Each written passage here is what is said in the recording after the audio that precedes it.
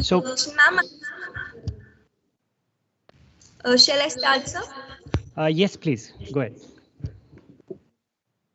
India, being a cauldron of culture and religion, it is of great interest to me the people who govern it. Therefore, it goes without saying that I'm very interested in politics. Femina Miss India 1998. This magical statement is a story of possibility and beliefs that clearly reflects immense clarity of thought and purpose as well as her steadfast diligence. From a model to the Union Cabinet of India, her journey has been truly inspiring. Meanwhile, she crafted a character that created a havoc in the nation. It was Tulsi, that is India's favorite Bahu. She has been a humongous achiever who has carved her solid place not only in the world of politics and entertainment, but as an achieving woman who has broken all the glass ceilings. Her solidarity as a politician and a people's person has won millions of hearts, making her a role model for women. In fact, she was featured as one of the world's most inspirational female figures at the U2 concert. She has also been awarded the Young Global Leader of India by the World Economic Forum.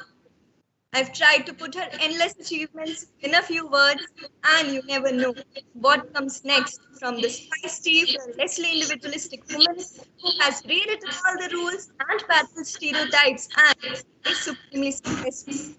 This, I have to say, Namaskar and good afternoon, everyone. I am Riya Jain and I'm privileged, I'm honored, and I'm more than that to welcome Smriti Irani, Honorary Minister of Textiles and for Women and Child Development. Welcome, ma'am. Thank you.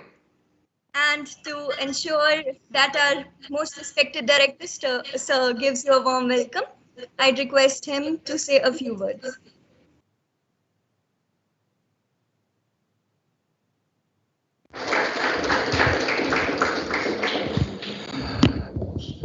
Respected Smriti Irani ji, Honorable Union Minister of Textile, Government of India, all distinguished guests, faculty members, and my dear students. Smriti ji doesn't require any introduction. Ma'am, I had the privilege to interact with you when I was director of IIM Raipur. And you had come to IIM Raipur to address convocation. And that was a wonderful, probably one of the best convocation I have attended in whole of my life. And I still remember that you asked me the name of one student. He was a DAP student. You asked that what is his name. And from there, you just gave your speech. That was the most wonderful speech I've heard in my life. So that is what I was sharing with all my students before you're coming. So ma'am, without losing time, because everybody is anxious to hear you. So on behalf of IIM Jammu, on behalf of all IIM Jammu community, all faculty members, students, staff, and my personal behalf, I extend a very warm welcome to IIM Jammu. Please join me in welcoming.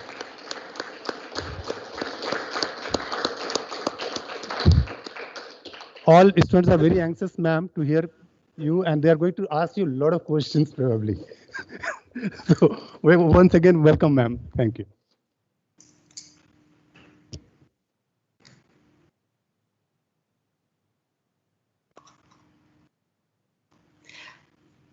Thank you, Director Saab. I don't know whether I am to start on my own, but let me just say it's a privilege for me to join IIM Jammu's versatile team today, that too on Leadership Summit 2.0. You've been quite kind enough to reminisce about our meeting in Raipur, but I must share with your students and faculty members that yours was not a tenure that was easy. You were met with many challenges, and the fact that you applied yourself expeditiously to solutions is a memory that many people that you left behind in that institution and the Ministry of Education have of you. I am quite pleased, in fact, quite honored that I've been summoned by the students and the faculty members on issues of leadership, especially looking at the fact that you hope to look at a pathway of conquering the crisis and shifting or for that matter, looking at the way forward. Many a times when I'm in a leadership summit, students ask me, how can we be better leaders? I think we need to quintessentially remember that a leader becomes a leader not because they want to do something in their lives, but because they want to impact or influence the life of others. A leader becomes a leader not because they want to be different in society, but because they want to make a difference in society. So I am extremely heartened that all those who want to make a difference in the lives of others in society today join all of us in this summit. I am being fairly warned by your director that there will be many questions that come my way. But looking at the amount of experience I've had in TV debates, I'm hoping to live up to your expectations. Again, my gratitude for including me in this session.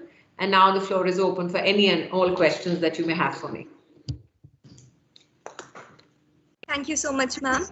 I request students to raise their hands, and Hon'ble sir can coordinate for the students. Yes, thank you. So, ma'am, we have, just for the information, we have students offline as well as online. So we have a lot of students sitting here who are curious to ask the questions, and we have students online very curious to ask the questions. So we'll start with first offline questions. So we have first a question coming from a student of IIM Jammu here. Hello, ma'am. First of all, I feel very privileged to be in this position of asking you a question. So it's my honor to be here in front of you. So namaskar to you, ma'am. Hi, how are you? Namaste. May I know your name before we begin? My name is Inderjeet Singh. Yes, ma'am. So, where are you from, Inderjeet?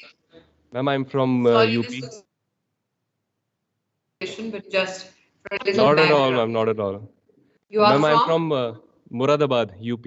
Arey वाह. Yeah. मेरे दादा का घर. जी. Oh, that's wonderful.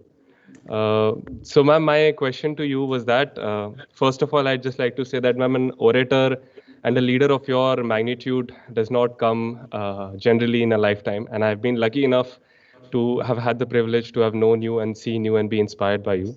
So, ma'am, you do the task of nation building, and you are a part of the team that builds this nation.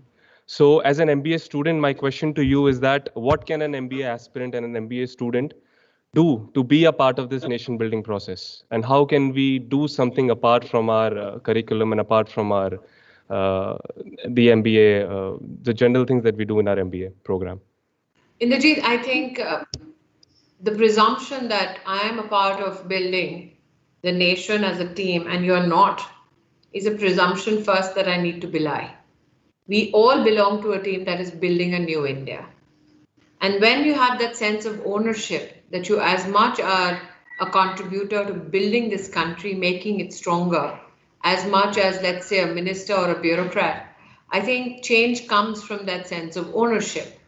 So when you talk about what can an MBA student do to build a better country, I think that question is applicable to students or citizens irrespective of either their pedagogical differences or, for that matter, their institutional preferences.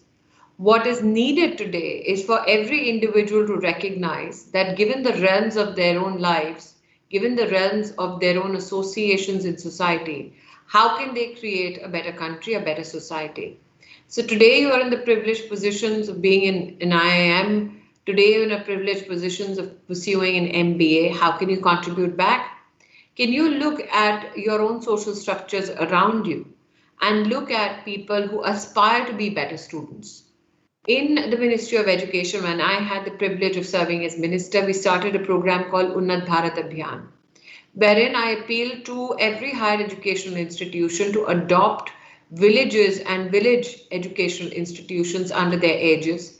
And I had requested faculty members and students to reach out to at least one school and help improve the learning outcomes in those schools, be it learning outcomes when it comes to language, mathematics, or STEM. And I'm happy to say I tried that in my own constituency, Amethi. We have the Rajiv Gandhi Petroleum Institution, which broke into the national ranking framework at position 134 for the first time this year. And that institution, and particularly 150 students there, took up all government schools in the rural areas of Amethi. In our district top 10, 3 kids who broke into that list were doing so courtesy the students and faculty members of RGPTI. So for me, there is a living example of what difference a student can bring in the lives of others once they decide that they would like to contribute. Secondly, once you pass out, when you look at, let's say, your business decisions impacting society at large, can you look at gender responsive procurement? So that will be your contribution to, let's say, encouraging more and more women as entrepreneurs. So opportunities to contribute are aplenty. They can begin from a simple effort to ensure that there is Swachh Bharat, not spit on the roads or throw papers on the pathways, onwards to contributing to strengthening somebody academically, onwards to being a business leader who decides that I will procure, let's say, certain parts of my supply chain needs from organizations or individuals that signal to society at large that my procurement policy is inclusive. Thank you, ma'am. Thanks a lot. Thank you so much, ma'am. You really made us believe that we can do a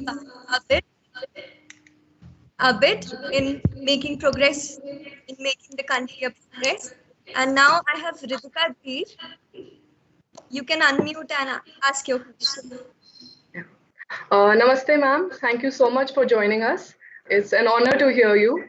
Ma'am, my question is that, you have excelled in every field that you have stepped in. And like we are going to step into the professional life and professional careers. So what is your mantra of success and what is your advice to young girls like us that how did you manage everything so well and, with the family? So Ritika, first advice is to stop asking for advice. Yes, that's good. I've only seen girls ask for advice and women ask for advice, and none of the boys are wanting advice. And I think bias stems from that at the workplace. True, ma'am. Very well said, ma'am. I think that young women are extremely confident, know their minds, know the consequences of choices that they make. And I think that when we become leaders, especially in the business fraternity, we need to conscientiously take a decision that we shall be measured as individuals taking those decisions, as individual pursuing those goals, and not look at it from the prism of gender. So one decisions that I had taken, I started working when I was 16 years old. I was a part of a logistics company, one of the first 3 women in the country, which was doing logistics by road, by air. I was at railway stations at 4 in the morning trying to move load. So I know that at that time when I got into that business, when I was around 17, 18, I never wanted to be looked upon from the perspective only of my gender. For me, the fact that I would succeed would be a success that is gender neutral. Yes, women have it tough, but boys have it tough too. So I think that if I want to be counted as an equal, I can say that I can meet challenges head on and not use gender as a crutch. That being said, I will not minimize the impact the gender has when it comes to certain opportunities. When it comes to the scientific field, today we know World Bank and other organizations in their studies have shown that over 80% women feel that in evaluation processes there is a bias. In the science field, we have around 41% above women saying that they let go of an opportunity because of family commitments. Those challenges are real, but I have succeeded in areas where even a man could not succeed. So you need even men to measure up to positions that I have taken on. And that is why I think the best gift you can give to yourself is to be measured as an individual on the basis of your strengths and your contribution, but at the same time is to be conscious of your limitations, is to be conscious of your flaws and address them constructively. Thank you so much, ma'am. Thank you. Since we took one question online, we are again taking one question offline now. Please. A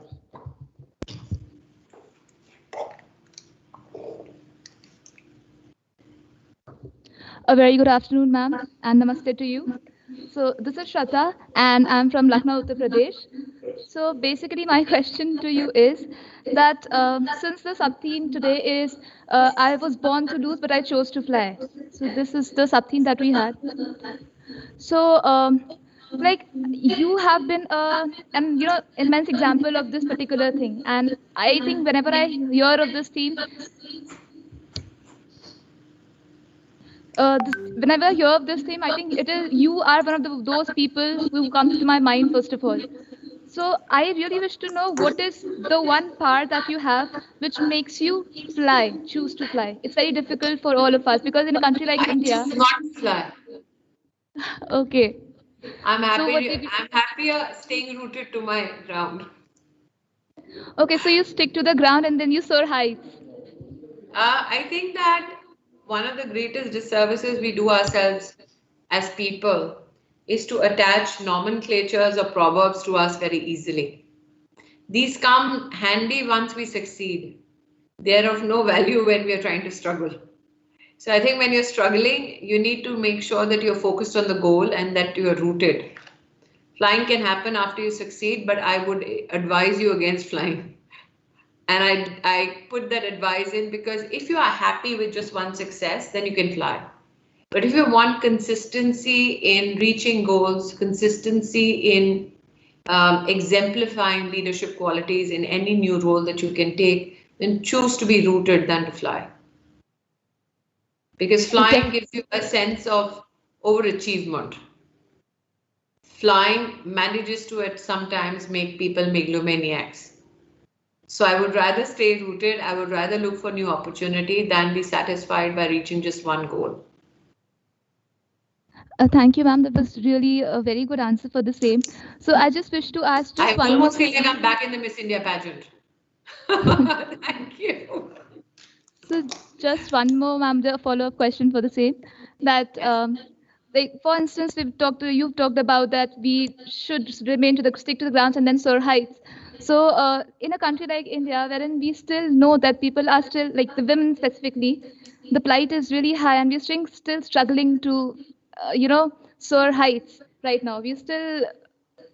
So what is your height? It's very. So my height is 5'4". No, see, that is a problem. I was asking you the heights that you want to reach. Yeah.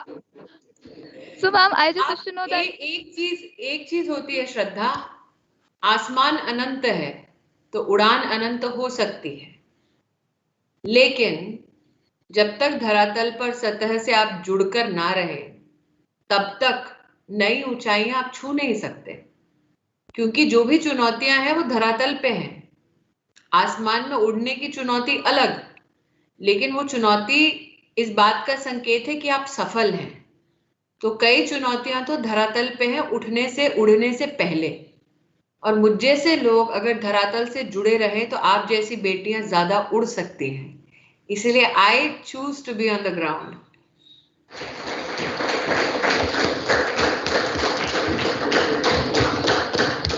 Thank you so much, ma'am. You really answered. Thank you. Thank you. Ma'am, building upon the previous two questions that were held by you, I too want to ask something. Yes, fire away. Yes, ma'am. First question is that I found it very strange how in a small age, in a little age, you spoke something and you achieved it. You visualized something that I am interested in politics and you achieved it. How is that? How did you do that? And the second question, yes, ma'am. Sorry. Please. Yes, I think it's possible for everybody. I think many a times we visualize challenges but don't visualize solutions. We visualize limitations, but we don't visualize opportunities or expansion of our horizons. So I've always said this and I reiterate it here today. Your mind can be your best friend and your worst enemy. Every individual has the capacity to actualize what they determine for themselves. The difference is that as an individual, one, do you have the capacity to introspect, visualize? And when you introspect, you need to be aware, like I said, of your strengths, your limitations, your capacities, or your ability to adapt and learn new skills. So I think once you cross that first juncture, then you can come forward and apply yourself to the rest of your life. But what has to be consistent is your desire to continue and not be satiated with just one goal or one milestone that you reach. Thank you so much, ma'am. Very insightful. And on that only, one thing is there that in our society, parents are very protective about their girls. And I followed one interaction of you with Mr. Anupam Kherji, where you said that when you were small, you faced some restrictions by your father, and you told him that you want to fly, like you want to win, you want to achieve something. But here, I would like to request you that please give some message for our parents as well. No, I think that parents speak from a position of fear or desire to protect their child. I'm the mother to a 17-year-old daughter, a 19-year-old son. So I recognize the friction that transpires when a child thinks that you're adult enough to make certain decisions, and parents think that "Arey tumhe pata nahi hai duniya kaisi hai." That is a normal standard reaction you all get from your parents. I think any child, or for that matter, any student who understands the position from where the parents come from and can then engage, negotiate their way out of the situation, are students who find better interpersonal relationships in their lives. It's not as though my parents were not fearful of the outcome with regards to my future. The reaction I had to their position was not the typical child reaction, ki "Arey, maa baap to samajhte nahi hai." I engaged on them, on their fears. I engaged on issues that they felt needed answers to. And I think that when you give rise to such healthy discussions, no matter what you think of your parents, you have the capacity to convince them on the basis of your sheer not only will, but also your plan of action for the future. Many a times we say we want to do things, but we've not constructed a pathway for it. So if your parent knows that not only do you have a desire, but you have a plan to implement that desire, becomes particularly easy for you to then engage. Because you don't owe it to anybody else except the people who gave birth to you as to what you want to do in the future. But I think that at an early age, the fact that I engage with my parents one-on-one on issues, subjectively, objectively sat down with them, helped me pursue the kind of dreams I wanted to. So my advice, at least on that aspect, would be give your parents the benefit of the doubt, sit down with them whenever you want to, never shy away from a conversation, never shy away from a debate, do it respectfully. Parents recognize when a child comes into their own and support when a child comes into their own. If you have a challenge with how your parents engage with you, you will always find somebody in the larger ecosystem of the family or the friend circle who will step up and help. Do not presume there is a lack of help. There's always help. You just need to know where to look for it. Thank you very much, ma'am. I request you to take one more question from a faculty side. So we have a faculty member who is very curious to ask you a question. Not parental advice, I hope. I'm single, ma'am. Good girl. Thank you. So I'm Ruchi Sehgal. A very good morning, good evening to you. It's a kind of, it's good afternoon? Okay, sorry. Yes, what the heck? Maybe just busy with other things. So it's very interesting, when I was coming to work in the morning today, I was just singing Kyunki Saas Bhi Kabhi Bahu Thi, and you know obvious reasons, right? Still? So yeah, I know. I don't know why that was happening. Damn it, Miss Sehgal, get over it. That is my question. Actually, you got my question there. So basically, I'm teaching business communication here, and you have said a very valid point that you need not be satiated with your goals. How do you let an achievement like this not let you decide that, okay, I've achieved everything and I still need to achieve more in life? Because we don't decide, but sometimes we don't know how things turn up, and it tends to overshadow what we are looking for. So this is just not for me, but also for our students, about how they should not stop that, wow, we have achieved something so big. The consistency. Miss Sehgal, I'm trying to live life and not achievements. That is the difference. So when you live from one achievement to another, when you live from one headline to another, then you become obsessed with the desire to stay in the news. Then you become obsessed with the desire to stay at the top. I'm trying to live life to its full potential. There is, and I've said this on many a platform, there is a poem by Rudyard Kipling. It's called If. Read it. I think that the idea is to, one, be accepting of yourself. A lot of individual struggles, some call it frustrations, some call it introspection, but a lot of it begins when people do not sit and judge themselves before they judge others. Secondly, you need to define your life. Your life cannot be a happenstance, unplanned from one day to another. There is lots that happens by the grace of God to you. But whatever is within your sphere which you control, you need to recognize how you want to live it. You have to be responsible for it. So for me, Saas Bhi Kabhi Bahu Thi left an everlasting mark, as I can see year after year on people after people. But for me, that was not the be all and end all of my life. I think that when your fame restricts you, when your success restricts you, that's a great disservice to your talent. So my talent was not that I'm a great actor. My talent is not that I'm a good orator. My talent is not that I won a Methi. My talent is to recognize that talent is a limitless word. And life is full of possibilities. So when you do not restrict yourself in a silo, you're open to new opportunities, new challenges. And additionally, if you happen to like adventures, look at things that people term impossible. If something takes your heart in it, go for it.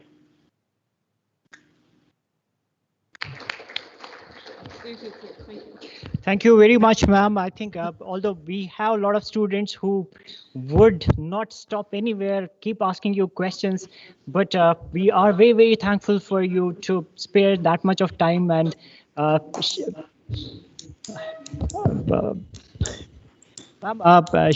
can we take more questions or should we stop now? You can. 2 more? Okay, 2 more. 3 more? All right. Arunima is there. She has been raising hands since a long time. Arunima, yes, Arunima, go ahead. Yes, ma'am. It's truly a privilege to be able to listen to you today and a real honor. And I'm someone who eventually see myself launching my own venture, and I see your, dauntless spirit. And I was just wondering, what would be your one piece of advice to someone? Again, it's a girl asking for advice. I do understand, but okay. Yes. What is the advice you're seeking? Something that you may probably have told, your younger self about how to navigate through any sort of ecosystem. I never told my younger self how to navigate. Because I knew how to navigate. Now, I think that, Arunima, the fact that you've honed in on the fact that you want to start an entrepreneur venture, that means you've already laid out your plans, right? Correct, ma'am. Do you know how to fund it? In the process of getting the details down, but yes, I do.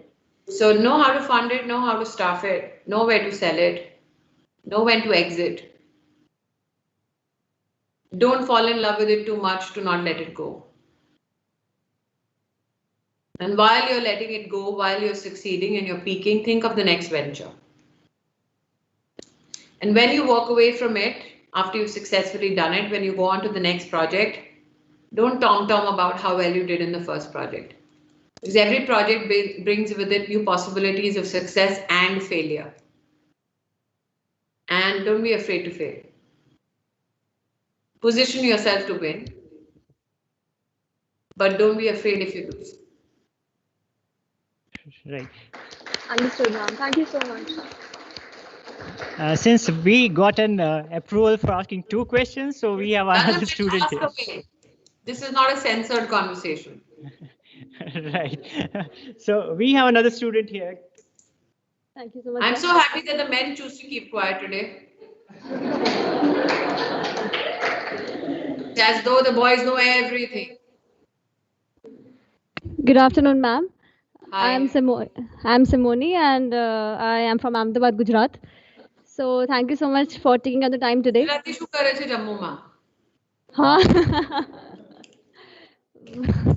Fire away. Yeah.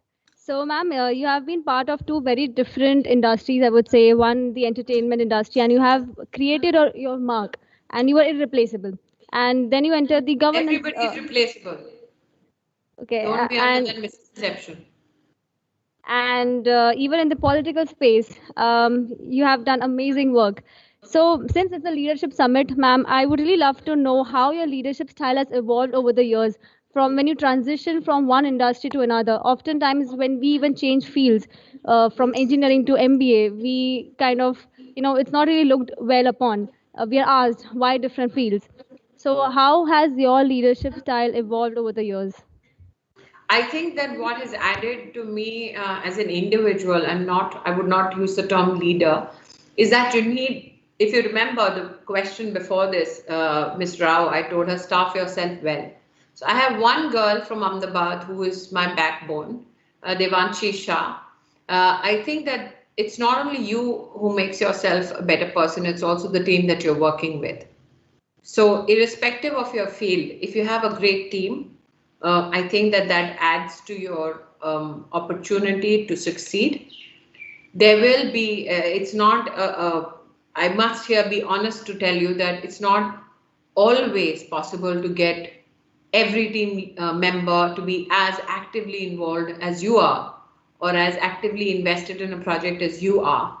But I think real leadership skills stem from the fact that you need to carry the weak ones along with you. Real leaders do not grumble.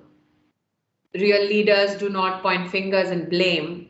Real leaders find solutions.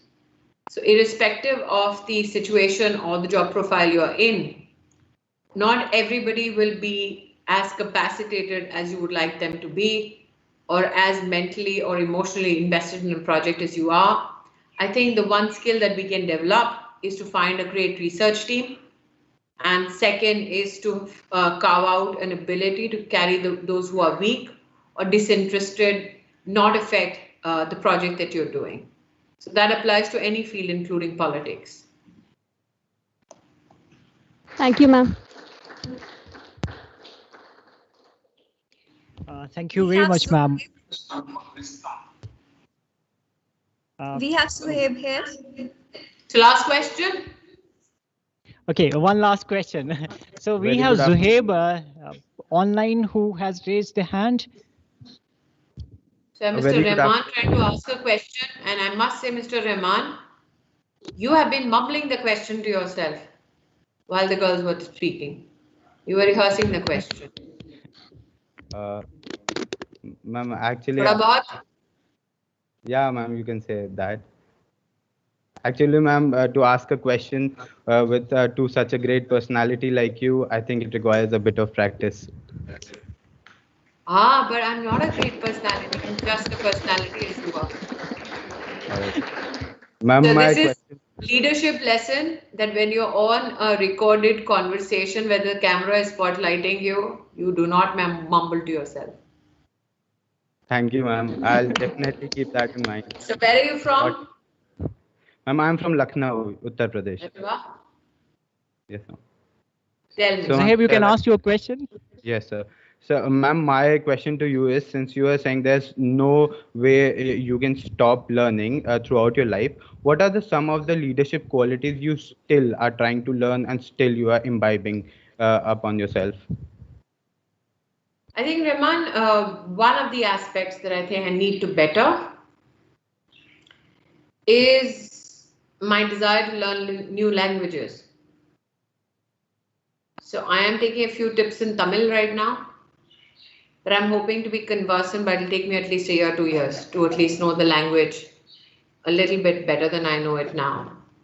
I think when you're talking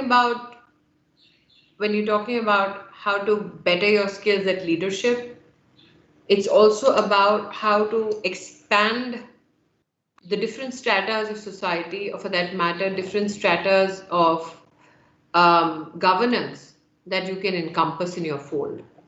For instance, I've been the Minister Education, Minister Information Broadcasting, Textiles, and now Women and Child Development. But there's much that I can learn from commerce, manufacturing, heavy industries. So that is why in my previous answer, I had said that you need a great research team that gives you issues which are not connected to your profile, but issues nonetheless that you would like to be conversant in, or issues that you'd like to know more about. So I think that those are the aspects that I'm continuously working on. Thank you, ma'am. That answers my question. Thank you so much. Thank you. Thank you very much, ma'am. Thank you for sparing the time and even stretching it a bit further, even beyond. I have Pankaj Ramrajit, poor thing, he's been putting up his hand for too long in the chat. So maybe we can take that question. Pankaj, yes, he raised the hand again. Question. Yep. Before I leave, yes. Pankaj, can you ask your question? You're yes, mute. Sure. Yes, ma'am. Yes. Am I audible? Yes. First of all, thank you very much for being with us. It's been really pleasure having you. Before starting, I must tell you, I'm a big fan. I don't know why, but for a long while, I'm humming Rishto Ki Bhi Roop Badalte Hain. Because maybe my 10:30 childhood What's it with the Jammu campus? How come everybody's remembering Saj Bahu? Maybe my childhood was like 10:30 slot was so much Thanks, alert. Pankaj, for making me feel so old. I'm so grateful. Not at all, ma'am. It doesn't seems like that while looking at you. You seems as young as us, and sometimes your energy is like seems He more than lies us. so So effortlessly, director. You better watch out for this man. not at all, ma'am. I'm very much serious while I'm talking this. So yes, moving to my question, ma'am. So I'd like to ask you as a leader, like I have seen you from the defeat of Chandni Chowk till the win of the very much top Amethi. How you see yourself as evolved as a leader? What qualities you think you have evolved in yourself as a leader throughout this journey? Because success is something which we all can see, but struggle is something which is kind of very personal and which only you know. So we'd like to have some insights on that. And my next question to you will be, what are your like further goals as a leader? What where you see yourself as a leader in the coming time? Like to be very upfront, like can we see Srimati Smriti Irani as the first lady prime minister of 21st century or something like that? What are your plans in the future as a leader? I think, Pankaj, it's important to hear shared that when you lose, you're not the only one who lose a political election. People who support you, they feel dejected. Family members feel a sense of loss because they see you put in a lot of hard work, and they see that you have not managed to reach the goal that you desired or envisaged for yourself. From there begins the real struggle. I think that immediate after the loss, there are people who will say things which are unkind, and that's not something only related to politics. I think it happens to every individual when you fail. And that is why I said that be prepared not only for the fruits of success, but be also not be afraid of failure. Because the emotional impact of failure is more severe than the monetary impact. Or for that matter, the political impact of failure. And I think when people talk about failure, they do not recognize the emotional, psychological impact of it and the repercussion of it on families, friends, relationships, work environment. So I think that to go from success to failure, for that matter, from failure to success, because if you remember, I lost Chandni Chowk when Tulsi was the queen bee of Indian television, right? So it would have repercussions across two fields of my work. But failure is the best time to test who your friends really are. Failure is the best time to test which relationship will stand by you.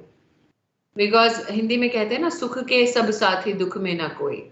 And I think that more than grief, it is these instances in life that teach you value for friendships, that teach you value for human relationships, that teach you values for your own value system. Because failure can also position you to compromise. And if it does not break you so that you compromise, then you'll truly succeed.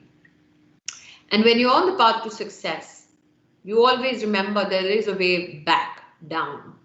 So be nice to people when you're at the top or when you're going towards the top. What holds you in good stead always is good behavior, is always good, it's good relationships, is always kindness. Power, or for that matter, monetary success, does not have that much impact as kindness does. So I think that one needs to value kindness as much. There have been instances of business organizations that have had little capital, but who have done well out of sheer will of people who came together to build a team. And I think that has happened because people have led from the front emotionally. We are a very emotional country. We are not a country that gets very excited with big numbers when we talk about people's bank balances. We always talk about, we relate more to people when we say, wo acha vyakti hai ya acha vyakti tha. So I think my aspiration is just to be that people that I have met, that people who have heard me or interacted with me say, there's something nice about the lady. For instance, when Sushma Swaraj died, right? Everybody didn't know her, but everybody had a sense of loss. I think that is what leadership truly is all about. That when you're around people, you empower them such that they feel they are the leaders. But when they are gone, you have a sense of personal loss. So I hope the day I'm gone, Pankaj, you can remember this conversation and say it was not a bad one. When I'm gone, Mr. Rahman says that yes, she ragged me, but it was a good conversation. When I'm gone, Ms. Rao, who will be a top-notch entrepreneur in the country, will say, well, I spoke to her before I began my venture. That is my aspiration, that when I'm gone, I'm well remembered and fondly so. Thank you, ma'am. I must say this is going to be one of my best memories in my life, ma'am, for sure. So remember me when I'm gone. Thank you very much, ma'am. Thank you for sparing the time, and we look forward to having you at IIM Jammu campus sometime very soon. Thank you. Bye, Jammu. Thank you, ma'am. So we have our next guest waiting for us. I really apologize for our guests who have been waiting here for some time now. Over to Zohaib. Please start with the next session.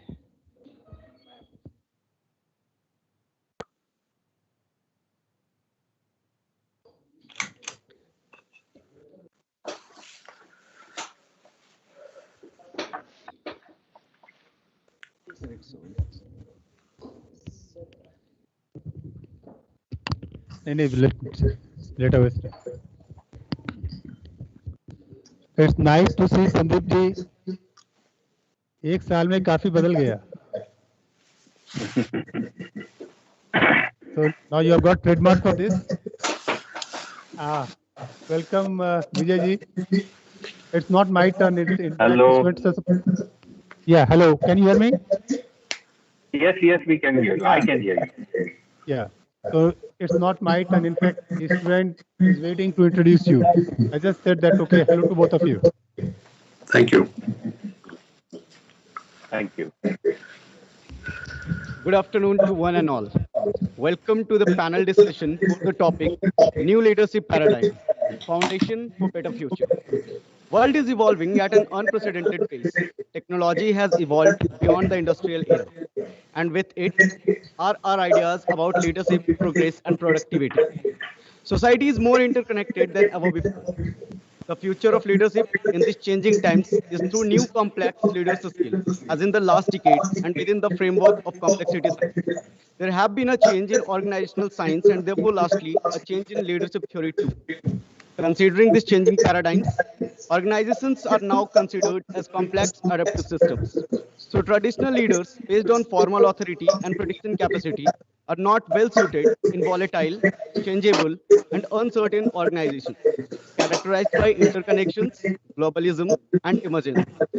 We are lucky enough to listen to the views on this particular topic from the leading names in the corporate world, Mr. Vijay Gambhire and Mr. Sandip Das. Mr. Vijay Gambhire is currently the MD and CEO at CEAT Speciality Tyres Ltd, having worked as Senior Vice President and Deputy General Manager in CEAT Tyres. He has also worked in Vedanta Resources, Zensar Technologies, and RPG Group. He has pursued FPM from IIM Calcutta and an advanced management program in general management from Harvard Business School. Thank you, Badal.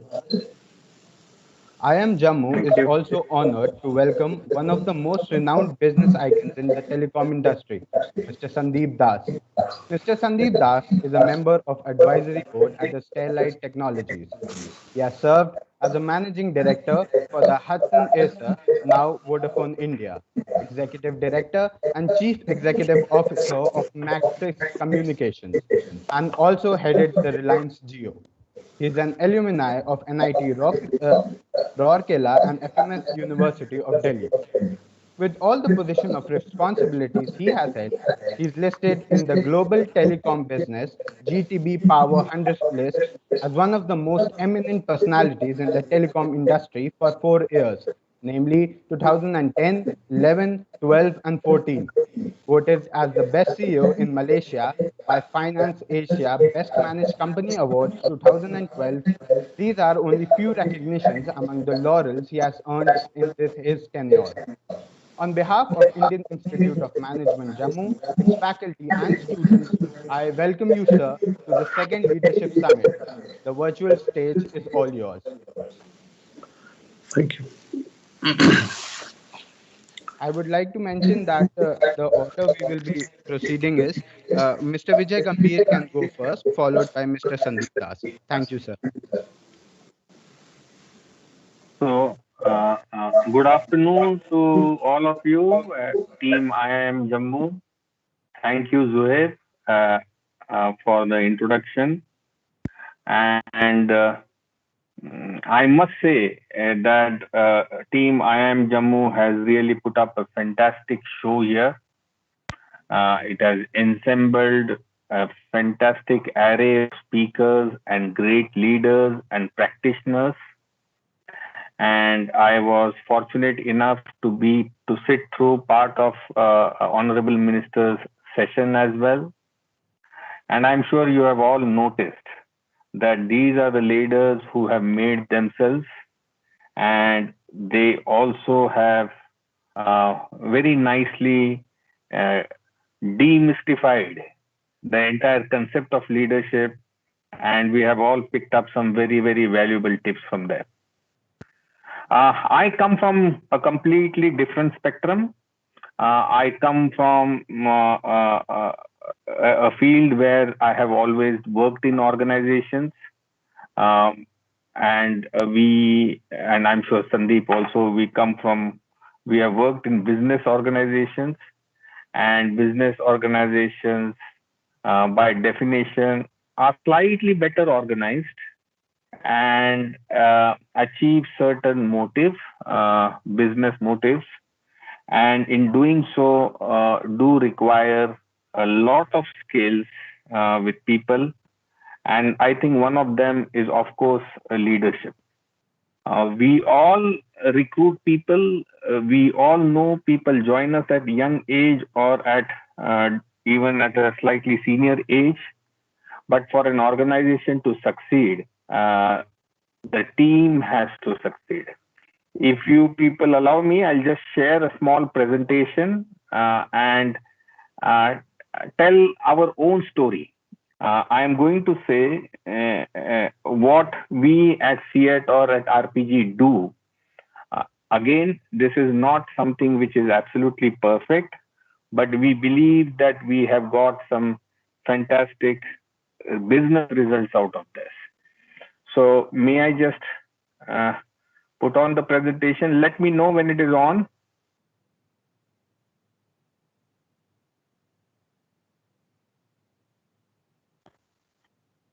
It's visible now. Great.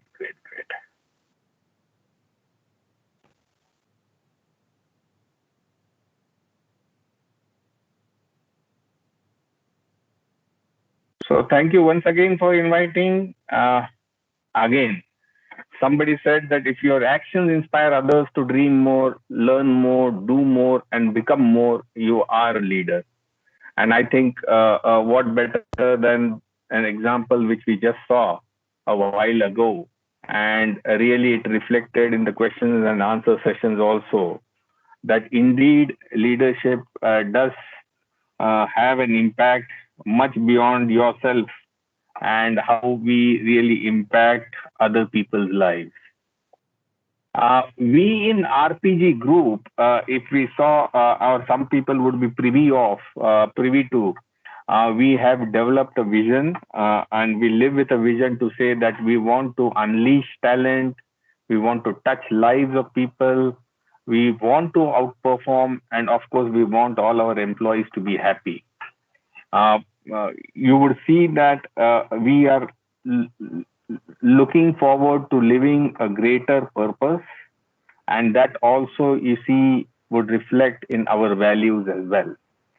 We value a lot integrity, respect, openness, courage, and passion. We feel that as we induct people into the organization, and as the minister also said, that not all of them are going to come with the same capabilities. But when people are within the organization, we feel that the organization has a greater responsibility towards enhancing the capabilities.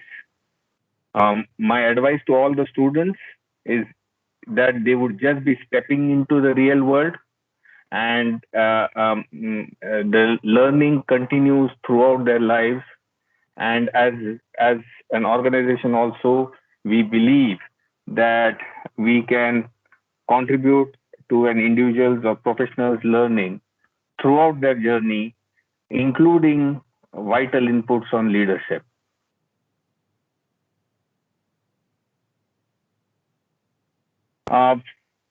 At RPG, if you saw, we have a fairly structured program of making or of imbibing leadership or developing leadership. And as you see here, we believe that everybody can be lead. So, and leader is something, it is even at a contribution stage, if you are able to do something meaningful, if you are able to influence others, if you are able to inspire others, you are a leader yourself. Of course, we have a very structured program to do that. Apart from the corporate university we have at various levels methods and forums to identify the talents and give them inputs. We have always believed, and I can tell you very confidently that I myself have been a beneficiary. I joined the group as an assistant manager, and to raise through the ranks, I have indeed benefited from all the inputs that we have always got from time to time. And this, we believe, is not that something we do just out of some state of happiness, but we believe that it is important that people get the inputs at the right times and really develop themselves and then contribute to the development of the organization. Can't resist quoting Jack Welch, who says that, I mean, anyone can manage a short-term situation by just squeezing the lemon, and anybody can manage by just dreaming. But a leader is one who believes you could squeeze and dream at the same time. So if they saw you in a person with enough insight, experience, and rigor to balance the conflicting demands, you definitely are a leader there. And really, again, the fundamental thing behind this is that everybody can take the inputs. I think even at an organization level also, and even in academics, you would find out that leaders are not something who are just born. Leaders can definitely be cultivated, and we feel that if you create a right framework, then there are ways where you can create leaders out of all your employees, and of course, from those who are very, very keen to contribute. We, of course, have some fantastic methodologies to do that. There's a coaching and mentoring sessions which we have.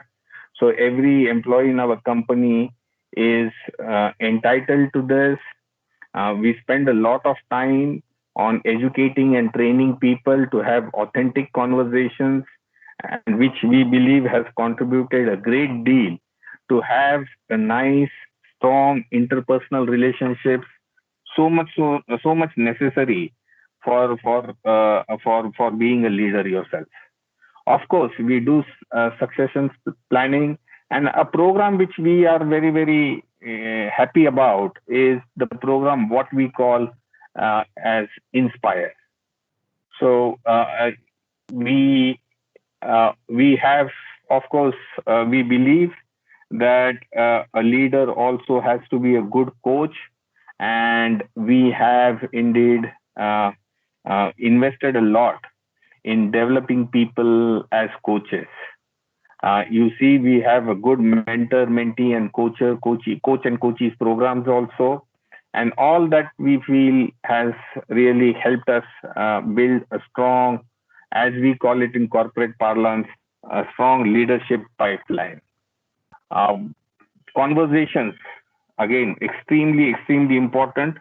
We all know people come into organization on the basis of their functional skills, of their knowledge about the work, and I think there's nothing lacking in that. What really matters as the organization wants to build and chase that collective dream is how people get along well with each other. And we found, or we are convinced, that how people converse with each other is also equally important. And on that, we have developed again a very different initiative and intervention, a program called CARE, which enables us, everybody, to be equipped to have conversations of different kind. We of course spend a lot of time to build a robust succession plan so that people, for any situation, we have leaders emerging from within the system, because we feel that from within the system only the leaders should be coming, and we are very happy that most of our positions are getting filled from internal talent pool available. The program Inspire, as I spoke about, is of course all about facilitating self-learning, creating some competences, empowering people, and also being an inspirer. We found that this program has been pretty successful, and all our participants also have been very happy with the outcome. And we see the difference as top leadership. We see the difference in amongst our team members. So, I mean, just to put it very succinctly, leadership is a contact sport. Sometimes you may get hurt. So there is definitely a sense of that it requires a commitment, it requires investment in people, it requires trying out and trusting people to take on better responsibilities. But we feel that as corporate organizations, it is our responsibility to invest and in cultivating and developing leadership. So I think that's all I had to say. I must say that it's I mean, from what you heard from earlier distinguished leaders, our point of view is that in an organized setup, you can definitely work on people, cultivate their capabilities, empower them, and enable them to take greater responsibilities and manage better teams. And this is something which can still be done at every level if we approach it in a structured manner. I now hand over to Sandip, and after that, I will be very happy to take up questions. Thank you very much. Thank you, Vijay. It's very absorbing and very sharp. And thank you, IIM Jammu, for inviting me. I have always developed a very keen affinity for your institution. I appreciate the regard that I received from Professor Sahai, from Hon'ble, the staff. And I'm very fond of the students here because they keep inviting me.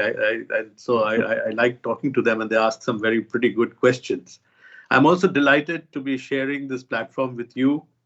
I have enormous respect for you. We both went to do the advanced management program at Harvard Business School. So we have some similarity, except that we didn't probably attend the same class. Let me start by saying that leadership is always a very, very popular subject in business schools, in military academies, and in corporate workshops. It's something that has been discussed historically for ages, across geographies, across time, across people, and the debate on leadership never does really end. But like Harry Truman said, the US president, that it's the men that make history, and it's not the other way around. And in periods where there is a lack of leadership, the society and the world remains still. If Harry Truman would be alive today, he would probably change his statement and saying, men and women make history. And which is why today we are seeing in the world how so many iconic women are doing fabulous work and creating new chapters. We just saw the Mars episode where we felt so proud about Savita Mohan.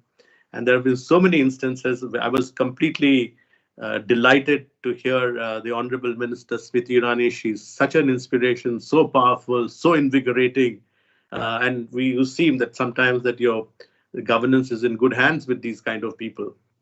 So, and this particular gender has been neglected for years, and the world for centuries has not had the benefit of the sensitivity, the emotional intelligence, and the power of women.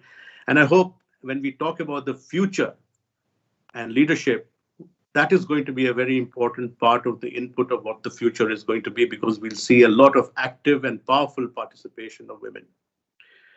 More often than not, people tend to celebrate CEOs. There's this big chase about CEOs being great leaders, and with the title comes the benefits of all their brilliance and everything else. But we all know that leadership titles are one thing, but the leadership journeys and their learnings are much more important.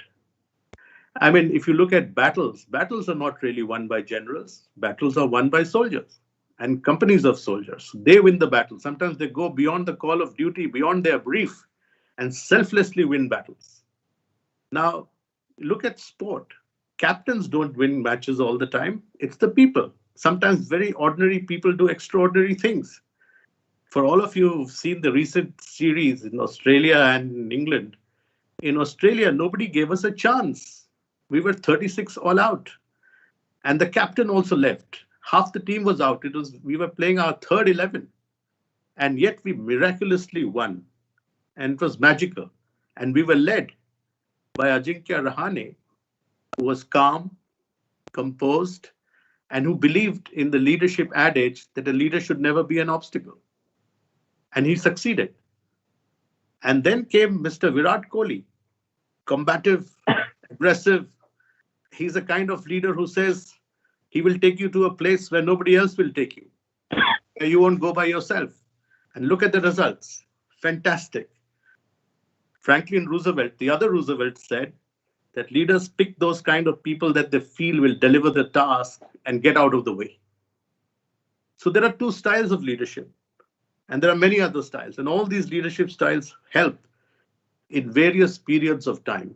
We talk about leadership in the future, but there are many things in leadership from the ages that never changes. And a lot of new things that we have learned arising out of this pandemic, which we shall talk about in a little while. But I'm reminded of what Aristotle said centuries ago. He said, "He who never learned to obey can never command."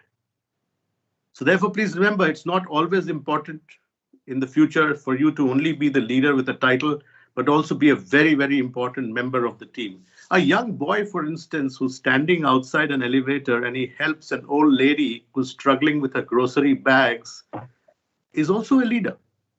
He's displaying leadership acts. I want all of you in IIM Jammu as students to remember, and I'm not saying this in a bad way, so please don't misunderstand me. Not everybody in the class will become a CEO.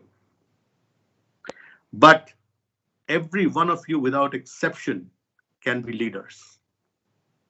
Remember that. It's not the title that's important, but the journey. Whether you're an NGO, you're in a startup, you're in a home, you're changing something, transforming yourself, every one of you can be a leader. It's not the title. Leading is an act. It's a journey of learning. And titles are just byproducts. So what does leadership mean in the future? One of our professors at Harvard Business School, and he passed away recently. He was one of the iconic professors we studied under. Professor Clayton Christensen wrote a beautiful book called How Will You Measure Your Life? And I feel that every one of you must have that book in your library. Professor Clayton was a strategist of the highest order. He helped Intel develop Intel Inside as a campaign. But one of his finest books that he ever wrote was nothing on strategy. It was on life. And he said that people think that the best way to predict the future is to look at past data. He said, you know what? It sounds like you are trying to move ahead on a road by looking at your rear view mirror. Because everything that you look in the past data is about the past, which you have passed. It has nothing to do about the future. So let me ask you a question. What was the boardroom strategy of CEOs in 2007? They were all making growth plans based on how they had performed up to 2007. And then came the 2008 recession. None of them, absolutely none of them predicted it. And this was the longest and one of the most depressing recessions that has affected us even till today. What do you think the whole world was thinking of in 2019? Before this pandemic came? Was there any clue about what was going to come? How long it would last? Once it came, we didn't know how it happened. We didn't know how it spread. We didn't know how to stop it. We don't know whether the vaccines will work. Did we learn our lessons from H1N1, from SARS, from plague, from smallpox, from all these epidemics? And are they useful today? The answer is no. Some of it, yes, but not all of it. So when we look at the past, we only forecast. But when we think deeply about the future, we predict. It's very important for all of us when we want to study and understand what leadership is going to be, what are going to be the new leadership paradigms. It's very important to understand whether we are able to grip and predict the future reasonably. I know it's impossible to predict everything. It's not like the tsunami where the waves recede and give you a warning, but it comes gushing at you. We don't get those kind of warnings to pick the signs. But this pandemic has taught us, it has challenged all forms of leadership, whether it's heads of state, heads of institutions, heads of businesses, with the head of a family, the head of a migrant worker family, an individual, a student, a businessman. It has challenged us all. And it has been volatile. It has been uncertain.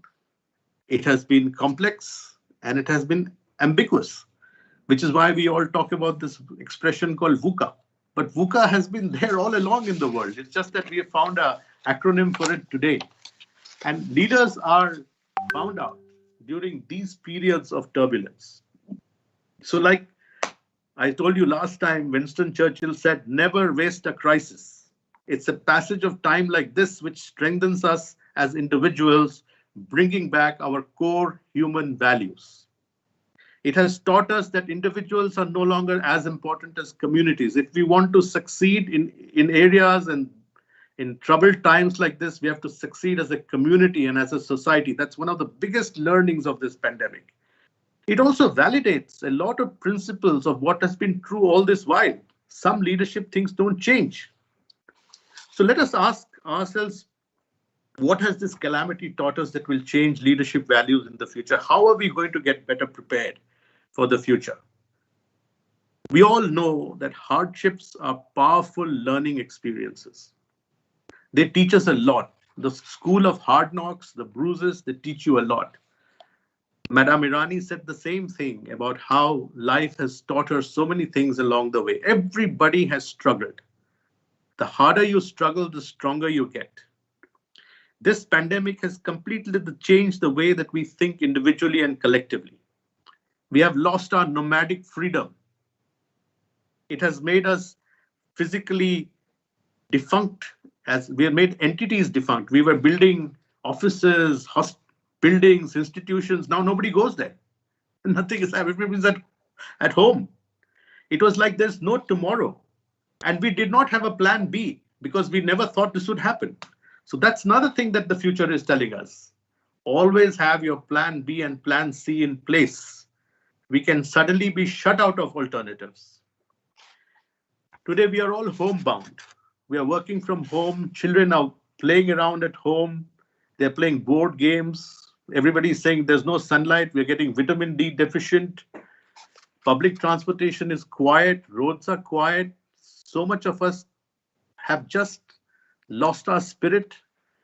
People are getting mentally unhealthy and isolated.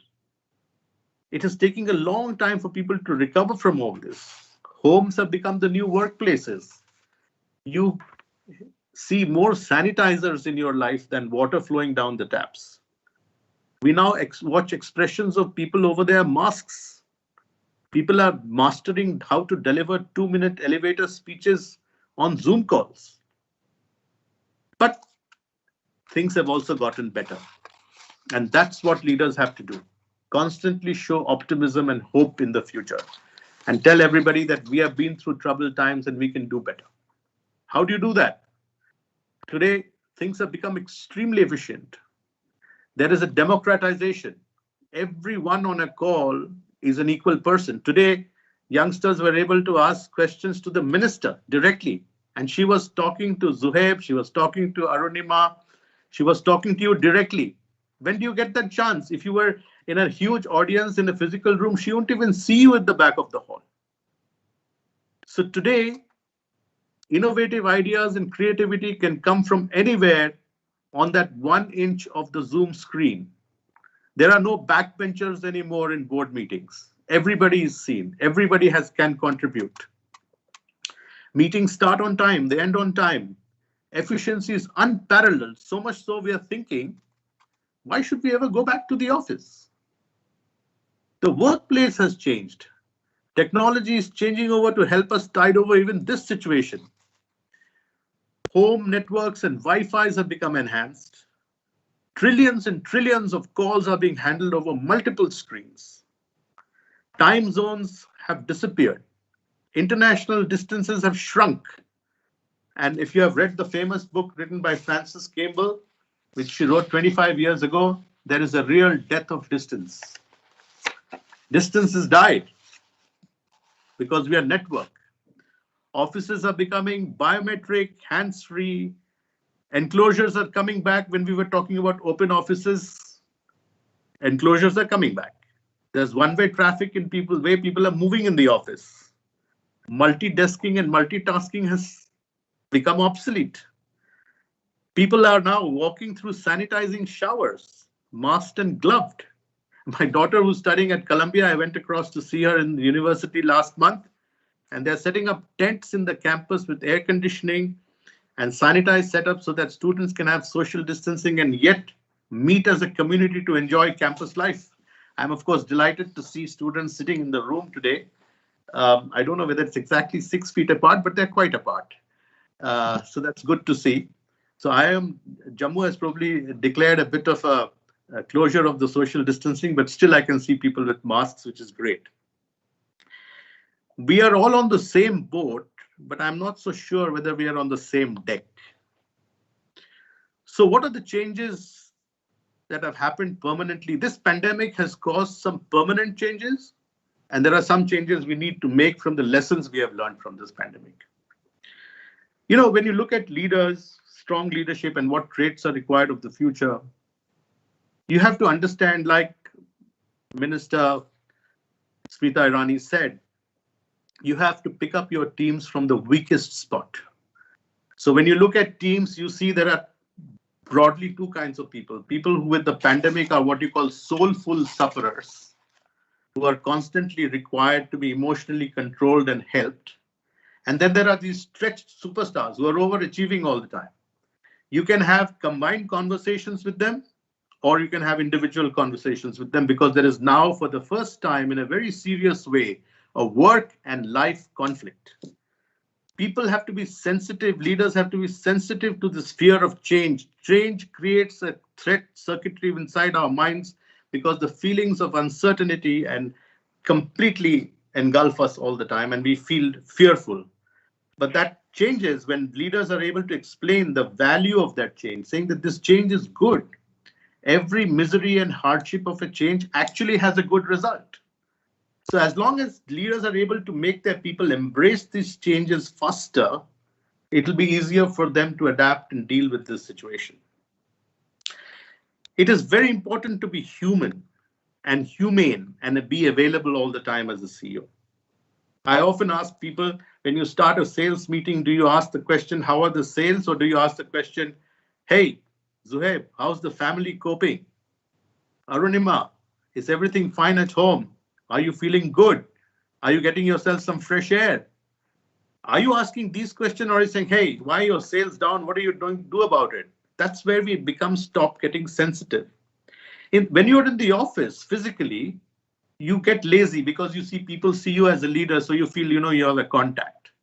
But look at what has happened today. Today, with Zoom calls and your team talk calls, etc., you can actually go and speak one-on-one with people. You can speak with groups. You see yourself being felt. And you need extremely, if ever in the history of mankind and work, you needed a higher level of emotional quotient and intelligence, it is now.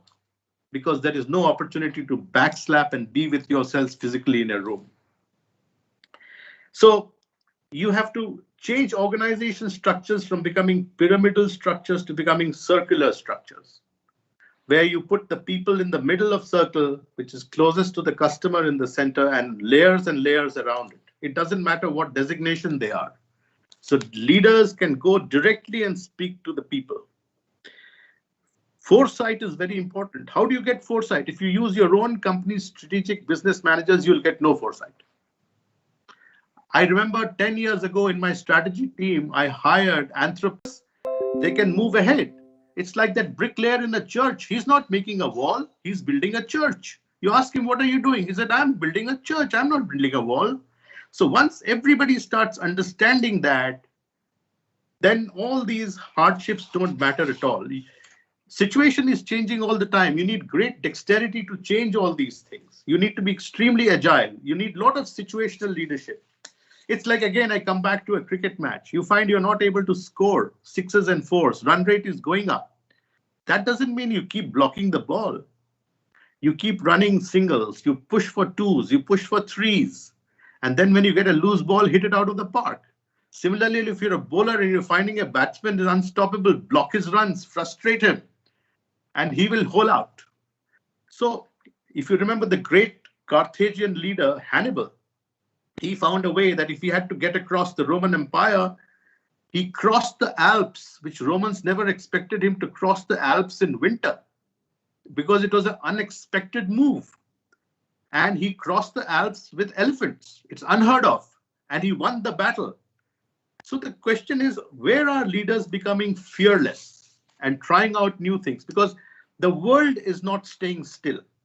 If you do things in the same hackneyed manner, you will have the same hackneyed results. You have to check your pulse. You have to check whether you are dead or alive, because you are doing strange things.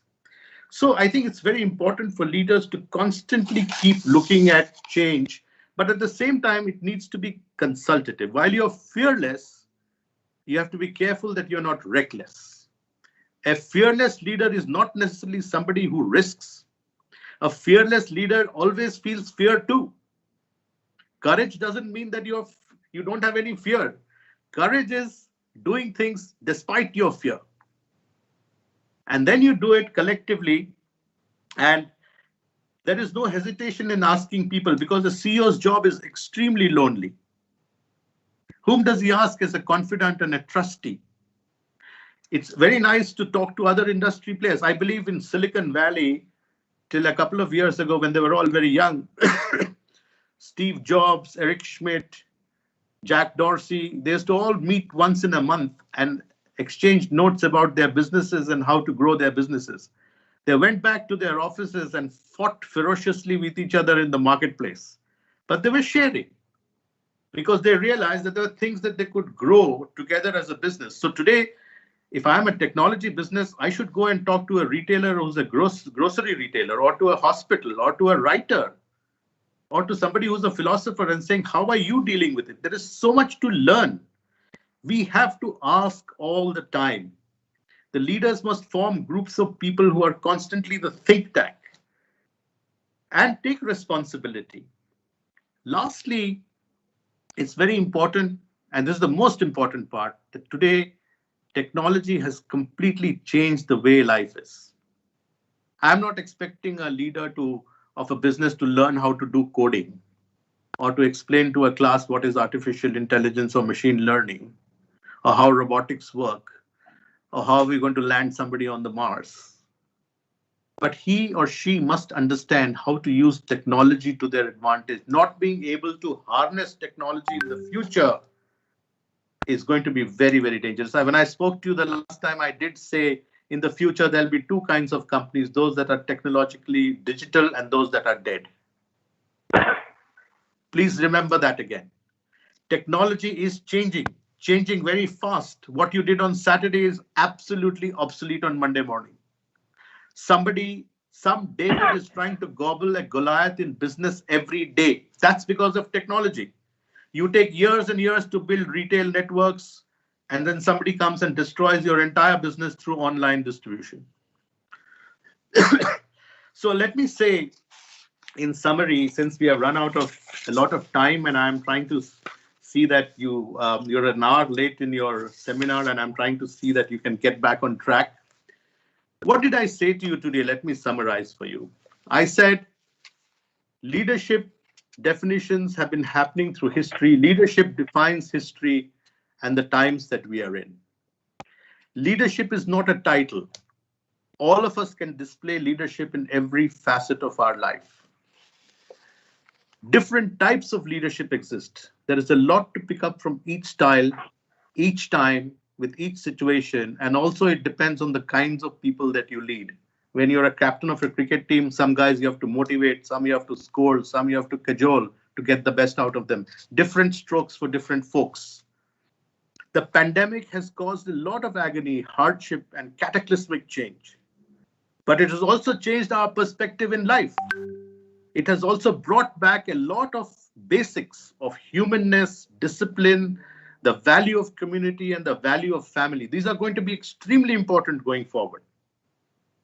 For the future, there is a difference between forecasting and predicting. For the future, a lot of leadership traits and fundamentals will not change. Humaneness, being compassionate, agility, fearlessness, confidence, being calm, communicating all the time. Do you know there is no such thing in the world called over-communication? Just keep talking to people all the time. Authenticity is important, transparency. You need to have a learning leader without an ego. He must learn even from the youngest employee in the company. You know, I will tell you one small little story, which I don't know whether I told you earlier, but we were in a workshop and we were all in a room and we were blindfolded and we had to untangle a rope. And I was the CEO of the company at that time. So in the darkness, he asked us to untangle the rope. And I immediately jumped into action because I was the CEO. Then the coach came and whispered in my ear and said, "Shut up, Mr. Das, we are doing a team exercise here." After me, somebody else who was my marketing head. So there was a hierarchy following. There was one little girl in our group who had just 2 days old in the company who was also giving us ways to disentangle the rope. But nobody was listening to her because she had just joined the company. When the lights came on, we found that all of us were blindfolded except this girl. She was the only one who actually had her eyes open and knew how to untangle the rope, but we were not listening to her because she was junior. So therefore, learning and democratization of ideas in the future is going to be very, very important. Making use of technology, thinking community, resilience is very, very important. So let me end by saying, and I'm a big fan of Michelle Obama, and she said, people who are truly strong, they lift up others. People who are really powerful, they bring people together. We all know ants are smart, but ant colonies are truly, truly smarter.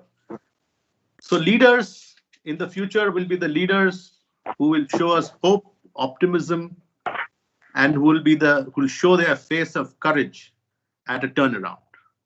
Thank you.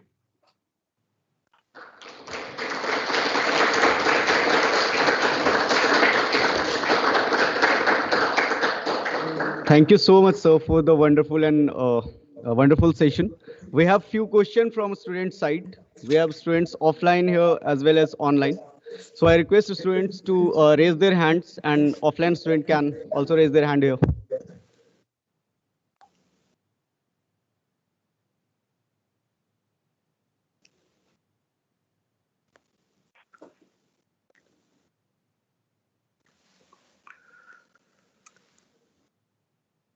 I think we should have acted in a play. Somebody would have hummed our songs.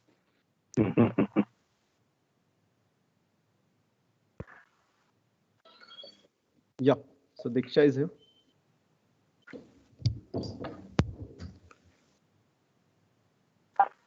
First of all, thank you, sir, for the wonderful session. And we, as I've said, the students of IIM Jammu are a big fan of yours. And also, we would like to thank you, Vijay Gambhire, sir. So my question is open to both. So, sir, a leader is someone who has also high expectation from his team. So, has there been any instances where this expectation affected the performance of your work?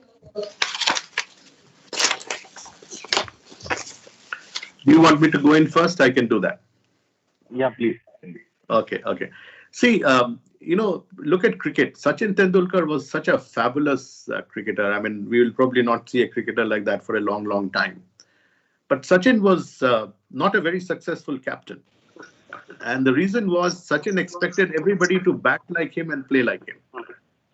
So I think in that there is a lesson that when you raise expectations, it's very important to understand the strengths and weaknesses of every individual on your team, to clearly define roles and see what people are capable of. Stretch goals are good because they bring the best out of people. But to have unreasonable goals for people is doomed for failure. It causes frustration all around. That's why it's very important when you embark on a project or do something as a CEO, it's very important to understand what resources you have, what can be achieved, where can be stretched, what inputs have to be given. And the leader must also show signs of being able to do things himself or herself. So I think that's very, very critical. Otherwise, frustration can come in. And let me tell you, it is very, very common to see this frustration. And I'm so sure Vijay would have similar examples. Yeah, no, I second whatever you said, Sandip. And frankly, look, expectations are always there. And expectations, let me tell you very clearly, are not from a leader. Expectations are always from the team. It is leader who basically translates those expectations to a particular requirement from a particular individual. And as we all know, we have spent a lot of time working now. We all know that one person cannot achieve everything. It is the team which achieves, and the leader's job is really to align everybody's work to get the expected outcome.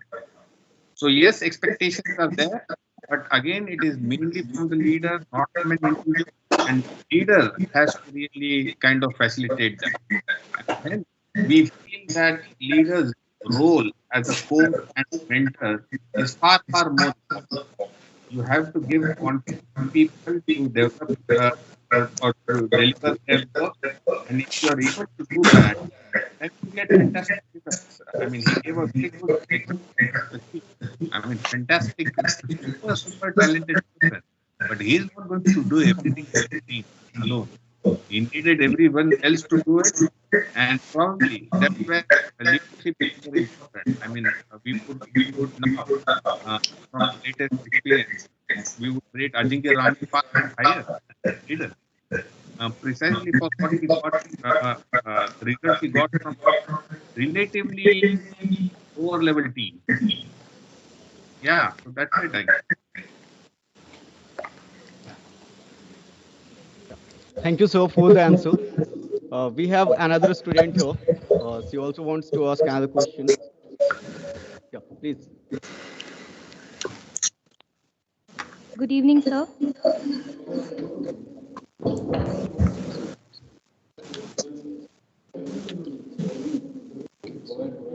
Good evening, sir.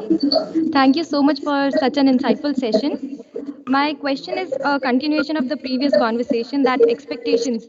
Uh, can you share any experience from your work X that once when your subordinates cannot meet your expectations, and how did you deal with the situation?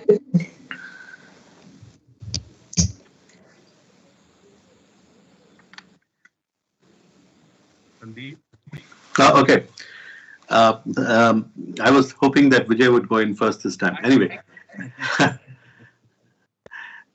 so all yours, Vijay. Okay. So look, it always happens. It's not that it doesn't happen, but look, your team members are not strangers. You work with them for a while. We know each other's strengths. We know each other's weaknesses. So it's never an issue in the setups which I have been, that somebody has failed to deliver something. It's probably wrong expectation setting in the first place, and I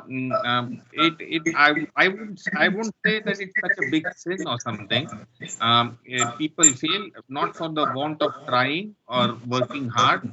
It's probably wrong conceptualization of the problem. It is probably wrong approach taken, and I think I would say from my experience, leaders have to take responsibility, and I think that's the spirit with which I have operated always, and particularly it has benefited me and my team. And I have more often than not seen people overperform or over deliver than whatever I have expected. So whatever, as you said, it doesn't happen that often, I can guarantee. I would endorse what Vijay said, that it is not unusual for teams across the world in various arenas to fail. Failure happens perhaps more often than actually success. But it's the ability of a leader to pick up a team from its failure, make learning understood, rather than find people to pin the problems on. And as Vijay said, I think the greatest of leaders, whenever there is a failure, will say, look, I am responsible and we failed.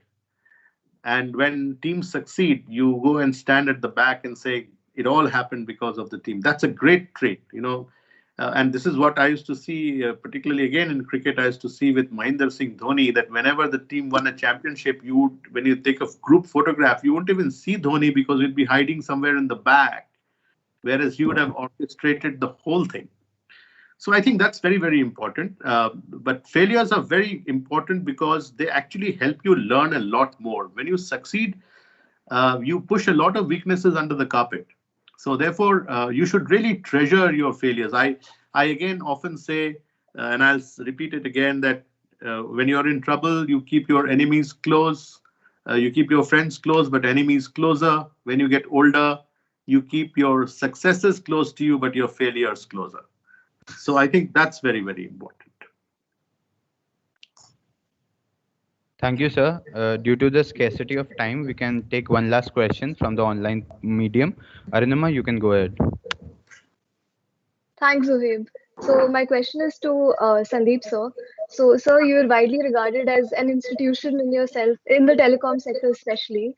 So I was wondering, what are some of the nuggets of wisdom from your experience that saw you through the past and would probably help us in future as the next generation of managers? The first thing is that when you start believing that you are an institution, like you just mentioned, that's perhaps the first step to failure. I think nobody is really an institution. I would again say that I was lucky that I was a CEO at a time when India was about to take off on telecom. So I can always say I was the guy to sell the first telecom mobile phone. But it wasn't my vision. I actually never thought at that time, to tell you the truth, Arunima, that with India's population was 950 million. There were 25 million fixed line phones. And I never thought that we would get past 1 million mobile phones in the country. I was CEO. And today it's more than 1 billion. So I wish I could, I would say that it's very important for me. There are many things that come to my mind about what one succeeds. I think one is you never stop learning. I was unfortunately, I was made CEO of my company when I was 35 years old. I was very young. I made a lot of mistakes. I learned from the school of hard knocks, but I was never, ever arrogant about my ability. I was always learning from people like a sponge. I learned from my junior. I learned so much from my team, I can't tell you, because a lot of them were even senior to me by age and experience. I learned from my failures. I actually was at all points of time, Arunima, I remained very honest and transparent. If I even cried in office because of an employee's suffering. I was that kind of a leader. So and I was never got ahead of myself. I never thought that I was, and whatever happened were all byproducts. I always tried to learn difficult things. If I found that some parts of technology and some parts of finance and rules and regulations were becoming tough, or some parts were boring, I still made it an effort to go and learn it. I always offered people helping hands. I was very, very, like Vijay rightly said, one of the things that I worked very hard on was mentoring and coaching people. I wanted people to succeed. I always told my people when they joined me that, look, I'm hiring you because I want you to have a successful career. I'm doing this for you because I want you to succeed in what you're doing. There are many things, Arunima. I could actually write a book on it, but it's a short period of time. I would say these are the things that come to my mind. I never publicly, chided people. I never threw my weight around with my position. A lot of people said that, why was I not being authoritative and push things? I was democratic, but I also took the decisions based on what I thought was right. But I always, made it appear that people made that decision. So there are many things, but I'm really grateful when I look back at my journey. There were many people along the way who helped me, people who worked for me, people who I worked for, and I'm grateful to them for this journey really and my learning. Immensely inspiring, sir. Thank you so much.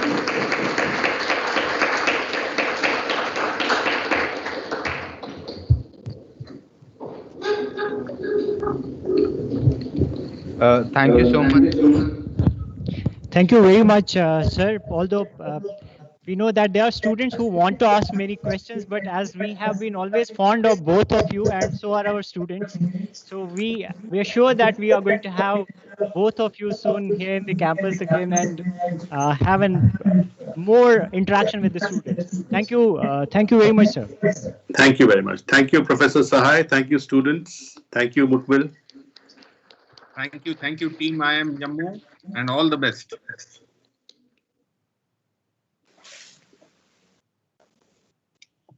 So we can start with the next session. Our speakers are already there, the next set of speakers.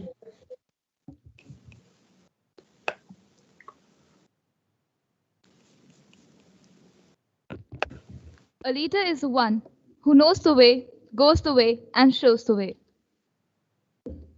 With a strong idea, we welcome you to another panel discussion on this topic, New Leadership Paradigms, Foundation for Better Future. As already previously stated, the world is evolving at an unprecedented pace. Technology has evolved beyond the industrial era, and with it are our ideas about leadership, progress, and productivity. Society is more interconnected than ever before. We all have information readily available at our fingertips, and we expect to have our voices and opinions heard. A significant shift is underway, which requires a change in the style of leadership. New leadership paradigms are evolving with every new set of challenges that the world confronts.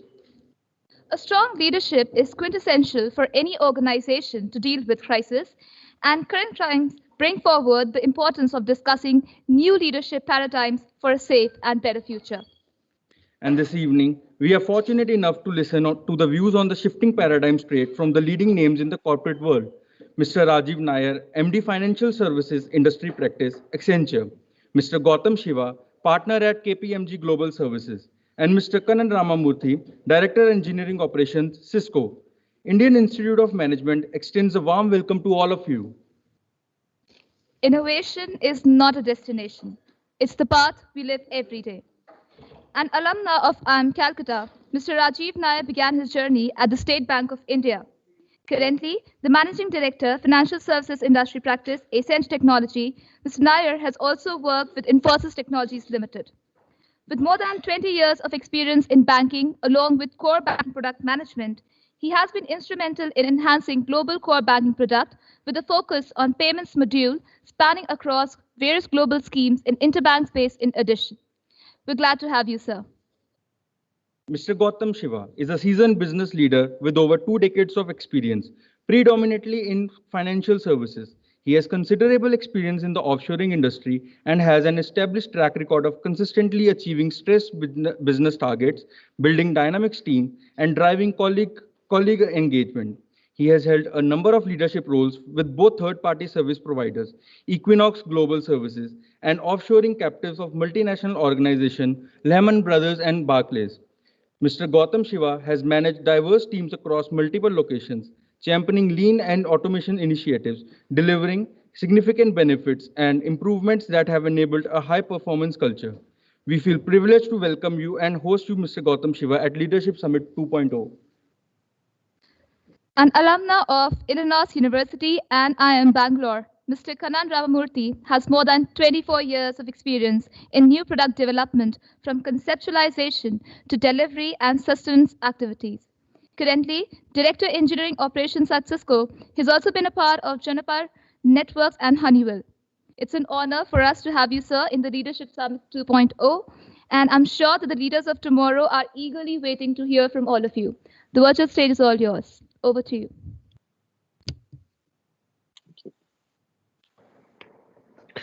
Thank you, everybody. Thank you, IIM Jammu, for inviting all of us, Professor Sahai, Mughbil, and the whole faculty and students. We're absolutely delighted to be here with you.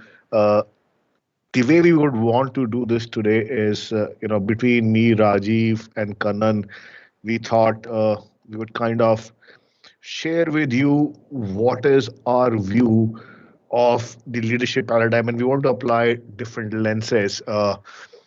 The two ways that we thought we would approach this is apply the lens of a typical operating model, in a large multinational global organization, which is people, process, and technology, and then apply the lens of what is shifting across these elements of an operating model today.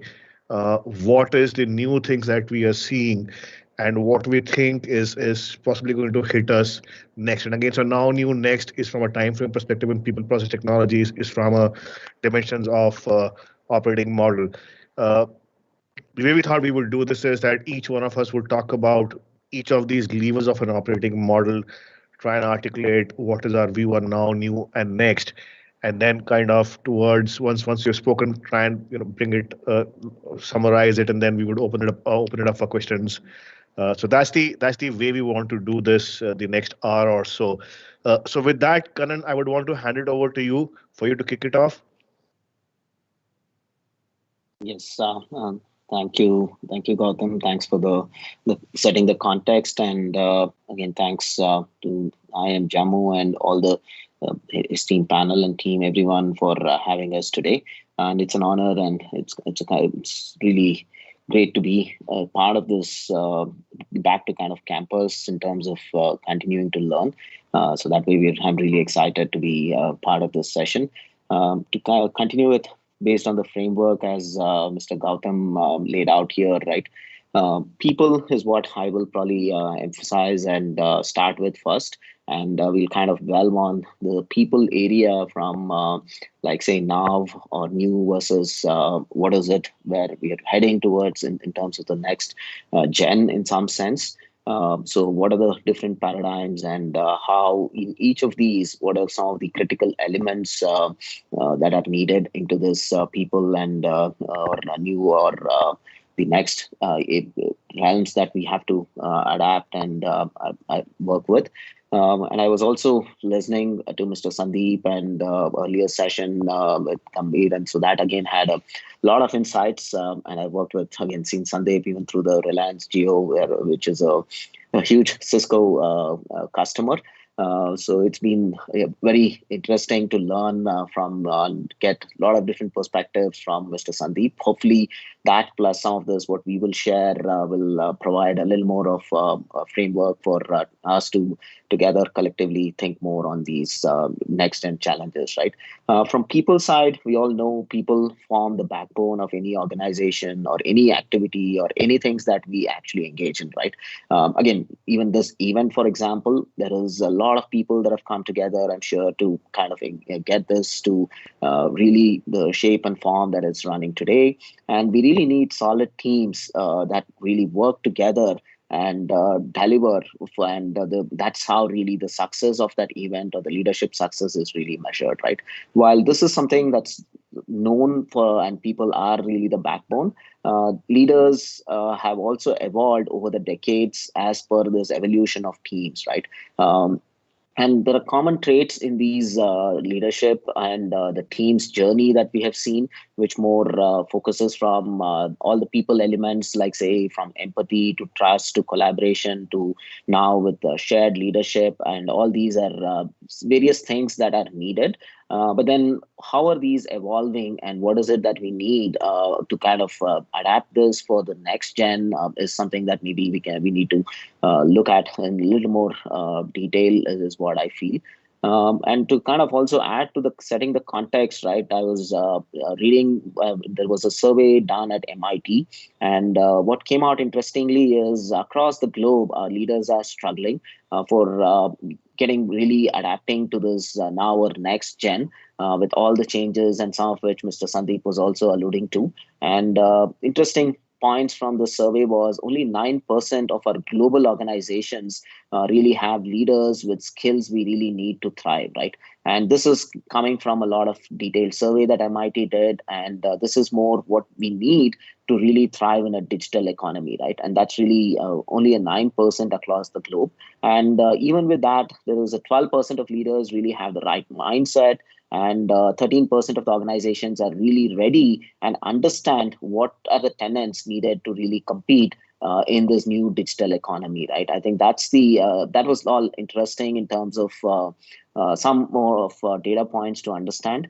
In terms of current or maybe the now or the paradigm wise, or some of this is probably also getting really in terms of this style of leadership from a people engagement model is something I don't think is really as much seen today, wherein it was more organizations were viewed as a pyramid with leadership and power flowing linearly from a small number of people at the top. And the pyramid essentially kind of had the layers of control, and it was very hierarchical, and leadership was more autocratic. And again, it had its merits. It was something that was working at certain stages for certain kinds of engagement or organizations. And the leader had the power and authority to drive. And then there is mid layer of what we call as managers. And then there is and in all of this, the main paradigm of leadership was to really try and avoid mistakes and try and really pick what really works for them, and not as much of collaboration or getting more from across the board people and feedback. And those mechanisms were something that in this model was not as much. But the new, or some of which is, I would say, even already current in some of the organizations, including at Cisco, that what we have seen and started to work towards is more organizations are getting more intrinsically interconnected, and people are inherently networked, right? And with taking that into effect, how can a leader really operate in this networked manner where power can't be in the hierarchical or the pyramid or model? Power now has to be distributed across these network of many nodes and many links in the network, right? So that to me is a challenge by itself, and leadership has to evolve, and leaders have to make sure they exercise and use this network in the right manner. so that they're really working with everyone in the team, and they are at times leading, at times following, at times supporting. So the leader's role is not essentially someone who he or she it's like someone that is it's not come by their power or position. It's something that is ever changing based on the role and need and their capabilities. So they continue to kind of now have to adapt to switching between leading, following, listening, supporting, and drive change, while that is something that is inherent in our work life today, right? And there is the other element where earlier it was more of avoiding mistakes. Now we want to make and learn from mistakes as quickly as possible. So in our product realm, we really try and focus on in the agile model, trying to make a lot of initial proof of concepts, working with the customer, more with the co-development model is something that has evolved a lot more in today's world. And in this co-development model, it becomes very important to engage the larger people from the customers and make sure they are part of your teams and their inputs are taken, so that there is a continuous learning in this process on the product that we build, right? So that's some of the tenets of the new, and as it kind of evolves further, I think the part that's becoming more and more important to note is leadership is more becoming democratic, and people don't want to be really told what to do. They are self-directed and they want to be self-led, and they really value autonomy a lot. And as we are also bringing in people from a lot of new campuses, we realize the next gen thinking and how they adapt to changes is very different. The next gen of people, or the teams that we bring in, are born in the tech world, and in the digital era, they are very hyper connected. They strive for autonomy, and they really need a compelling purpose, right? Without which we cannot engage them in the organization, is what we have seen at Cisco. But at the same time, it's needed to continue to bring in those new people and engage them in our product development, or in all the different realms of engineering and development that we work with. But for this, we need to also enable our listening mode and continue to collaborate with more ideas from anywhere, and look for more agile in terms of decision making, and foster kind of inputs on technology or innovation, and lead in all of this. The key is we are leading this transformation, which is taking this organizations from, as a leader, taking it to everything is unpredictable and the environment is very challenging. How do you really take calculated risks and kind of engage people through this process is becoming more paramount in this new era, right? So those are things that are, I think, how it's evolving on these three realms. The last bit I want to also add is, as we're moving from these stages of different areas and how leadership evolution in some sense has happened, there is also areas it's becoming more and more challenging for leaders, in the sense it is now a shared role-based leadership. So we really need to be democratic and more listening. And it also means at times it's frustrating because decisions take more time, and leaders need unique skills in terms of how do they balance diverse perspectives, and how they are very inclusive, and promote diversity of various things, right? Like diversity of thought, diversity of culture, or diversity in terms of making sure we are flexible and there is really no fear, right? And in all of this, leaders have to lead by example and emphasize the listening and mentoring and coaching and sponsorship. These are some of the areas which I think leadership has really started to evolve or take shape more to be successful in this networked organizations, which is really more role-based, is what I think from a people and how things are evolving. And that's where the whole democratic process becomes paramount important. And the leader also have to acknowledge that it's not something that I own and I'm a leader and I'm always a leader, right? There are different projects or different situations, as Mr. Sandip was also saying, we need to kind of time switch and get into more of a different mode of being participative, let someone else lead, and come back in terms of providing the guidance, right? So those are things that I feel on this. There are a few other examples. Maybe I'll come back and share once we maybe cover the other areas. So I'll hand off for the process side. Thank you, Kannan. That was very interesting and quite insightful. Before I kind of start talking about the process, one comment I do want to make that all of these three levers of the operating model, people, process, and technology, actually are interlinked. There's a massive amount of overlap, and hence, as new managers, as future leaders, what's important for us to understand and reflect and be aware of is that in isolation, these levers don't work. There's definitely a very significant overlap. And as time progresses, as in itself these levers evolve, the overlap becomes even more complex. And I think that itself is a very interesting thinking point, and something that the new leaders and new managers should be aware of, that how does that overlap kind of influence and drive, whether that is market, whether it is your own organization, whether that's your team. So talking about process, any operating model, three components. Process is absolutely a critical component of any operating model. So what is a process? Process is a set of activities done in a sequence of events to produce a result, right?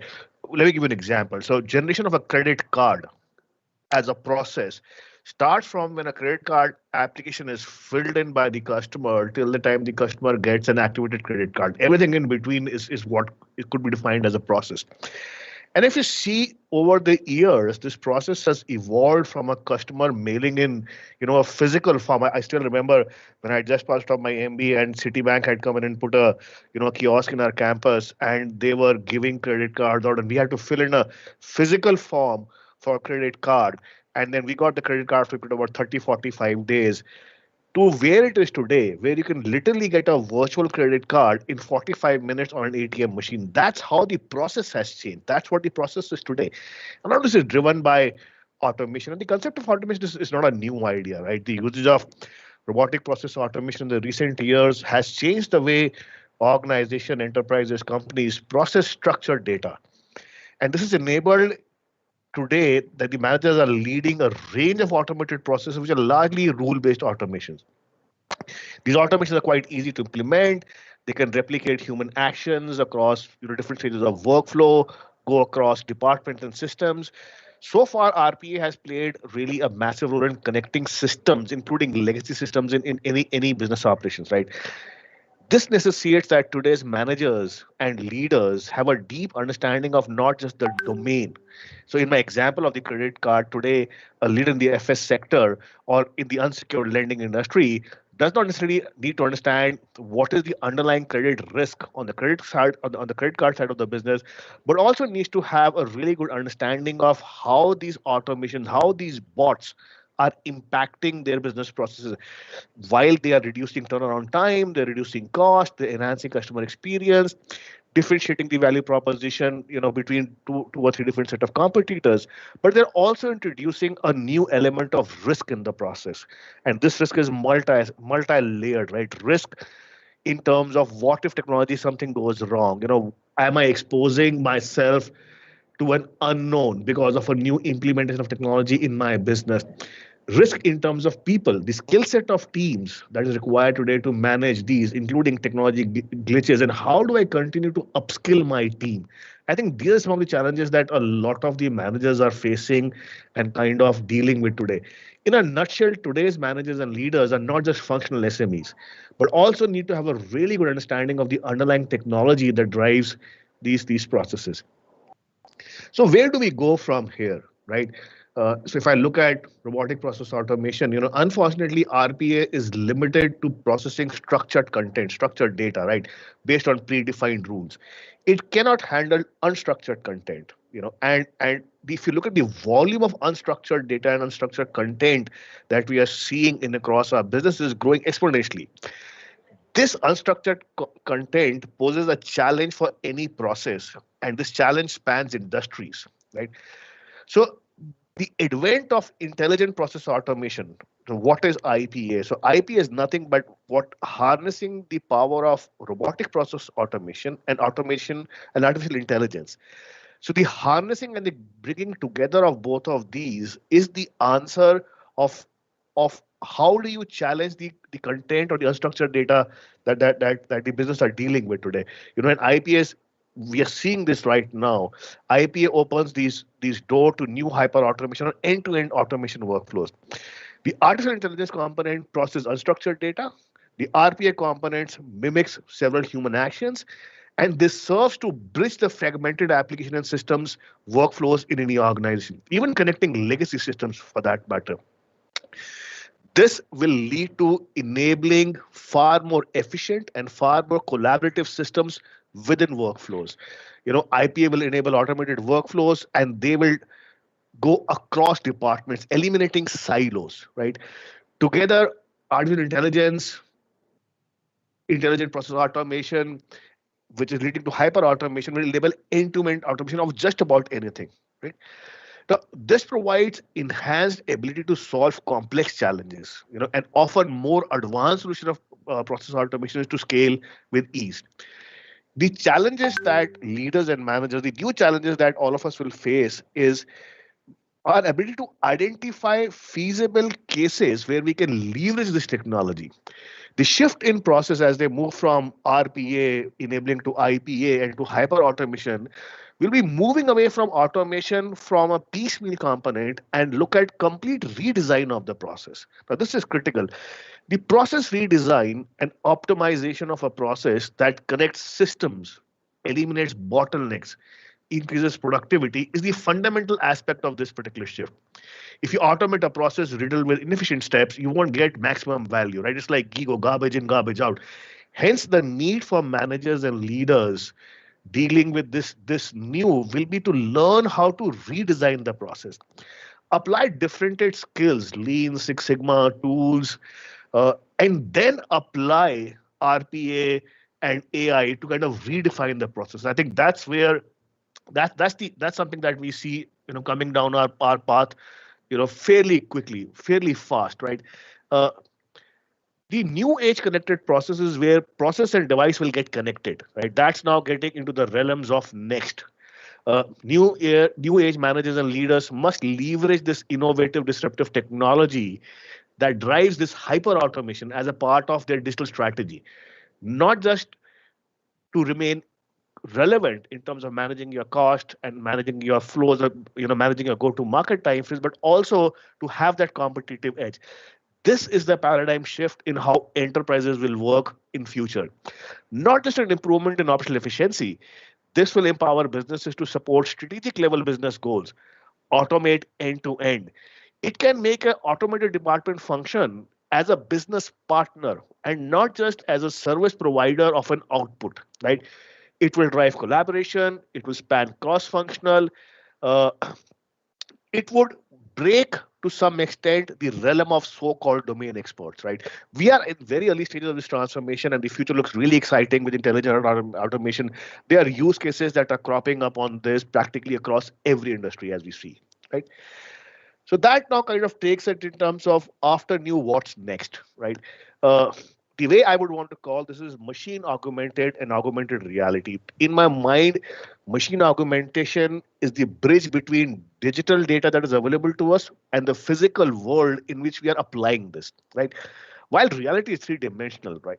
The data now we have to inform our decisions, take actions, still remain trapped in a two-dimension pages or screens. The gulf between the real and the digital world today limits our ability to take advantage of this massive amount of information that we are sitting on, right? There are billions of smart connected products worldwide which is generating this massive amount of information. How do we translate and how do we overlay this information into reality? How do we really make it real? And I think that's where machine augmented reality will kind of be the next threshold of evolution for us. Machine augmentation or augmented reality is nothing but a set of technologies that kind of superimposes digital data, images into physical world, right? Now this is still at its infancy in many ways. It will transform how we learn, how we make decisions, how do we interact with the physical world. It will also change how enterprises, organizations serve customers. How do we train employees? How do we design and create products? How do we manage their value chains? And ultimately, how will they compete, right? Its significance will grow massively, because it amplifies the power to create value and reshape competition. This will become the new interface between human and machines. I was attending a NASCOM conference a few days back, and one of the speakers in one of the opening sessions actually spoke about that the future is bionic, right? And it reminded me of, one of my favorite movies by Arnold Schwarzenegger, Terminator, and where initially we saw that hand, and I said, oh my God, this is really becoming real today, right? So the interface between humans and machine, bridging digital and physical, is going to disappear, and that's where machine augmented reality will really start happening. We already started seeing some organizations, playing around with this. Amazon as an example. I don't know if you know this or not, but there was a video on YouTube, I think almost a year and a half back, where Amazon had built a virtual store, right? And you could walk into that virtual store and order everything, whether it is Facebook, whether it is General Electric, whether it is US Navy. They're already implementing and seeing major impacts on quality and productivity by moving away from machine augmentation to augmented reality. At its core, what does this do? It basically transforms volumes of data and analytics into images, animation, and overlay it onto the real world, right? Today, most of the applications are delivered through mobile devices, but increasingly, we believe that delivery will shift to hands-free, whether it is wearable, head-mounted, smart glasses, your Apple watches, and there are very real examples of this, heads-up display that puts up navigation, collision warning, other information is actually today available in some of the top-end cars. This information is directly available in driver's line of sight, right? And they can see it. Wearable devices in factories that superimpose production assembly, service instructions are being piloted by hundreds of companies today, right? This will improve our ability to rapidly and accurately absorb information, make decisions, and execute required tasks quickly and very efficiently. I'll give an example. Newport News Shipbuilding, this is a fairly large US shipbuilding organization. They actually build Navy aircraft carriers for US, right? They are using machine augmentation towards the end of their manufacturing process to inspect a ship. Earlier, they would have markings of real steel construction structures around the ship, which is when the ship is not finished. And historically, the engineers would have to constantly compare the actual output or the fitment of the ship with complex 2D blueprints. But today, they can see the final design superimposed on the ship, and they have reduced the inspection time by 96%. From 36 hours to inspect a ship, they can do that in 90 minutes. That's a 25% saving just in the cost of it. Now, that is what the reality is going to be next. I said earlier that a big impact of machine augmented reality will be in terms of how do we train, right? Redefining instructions, training, coaching.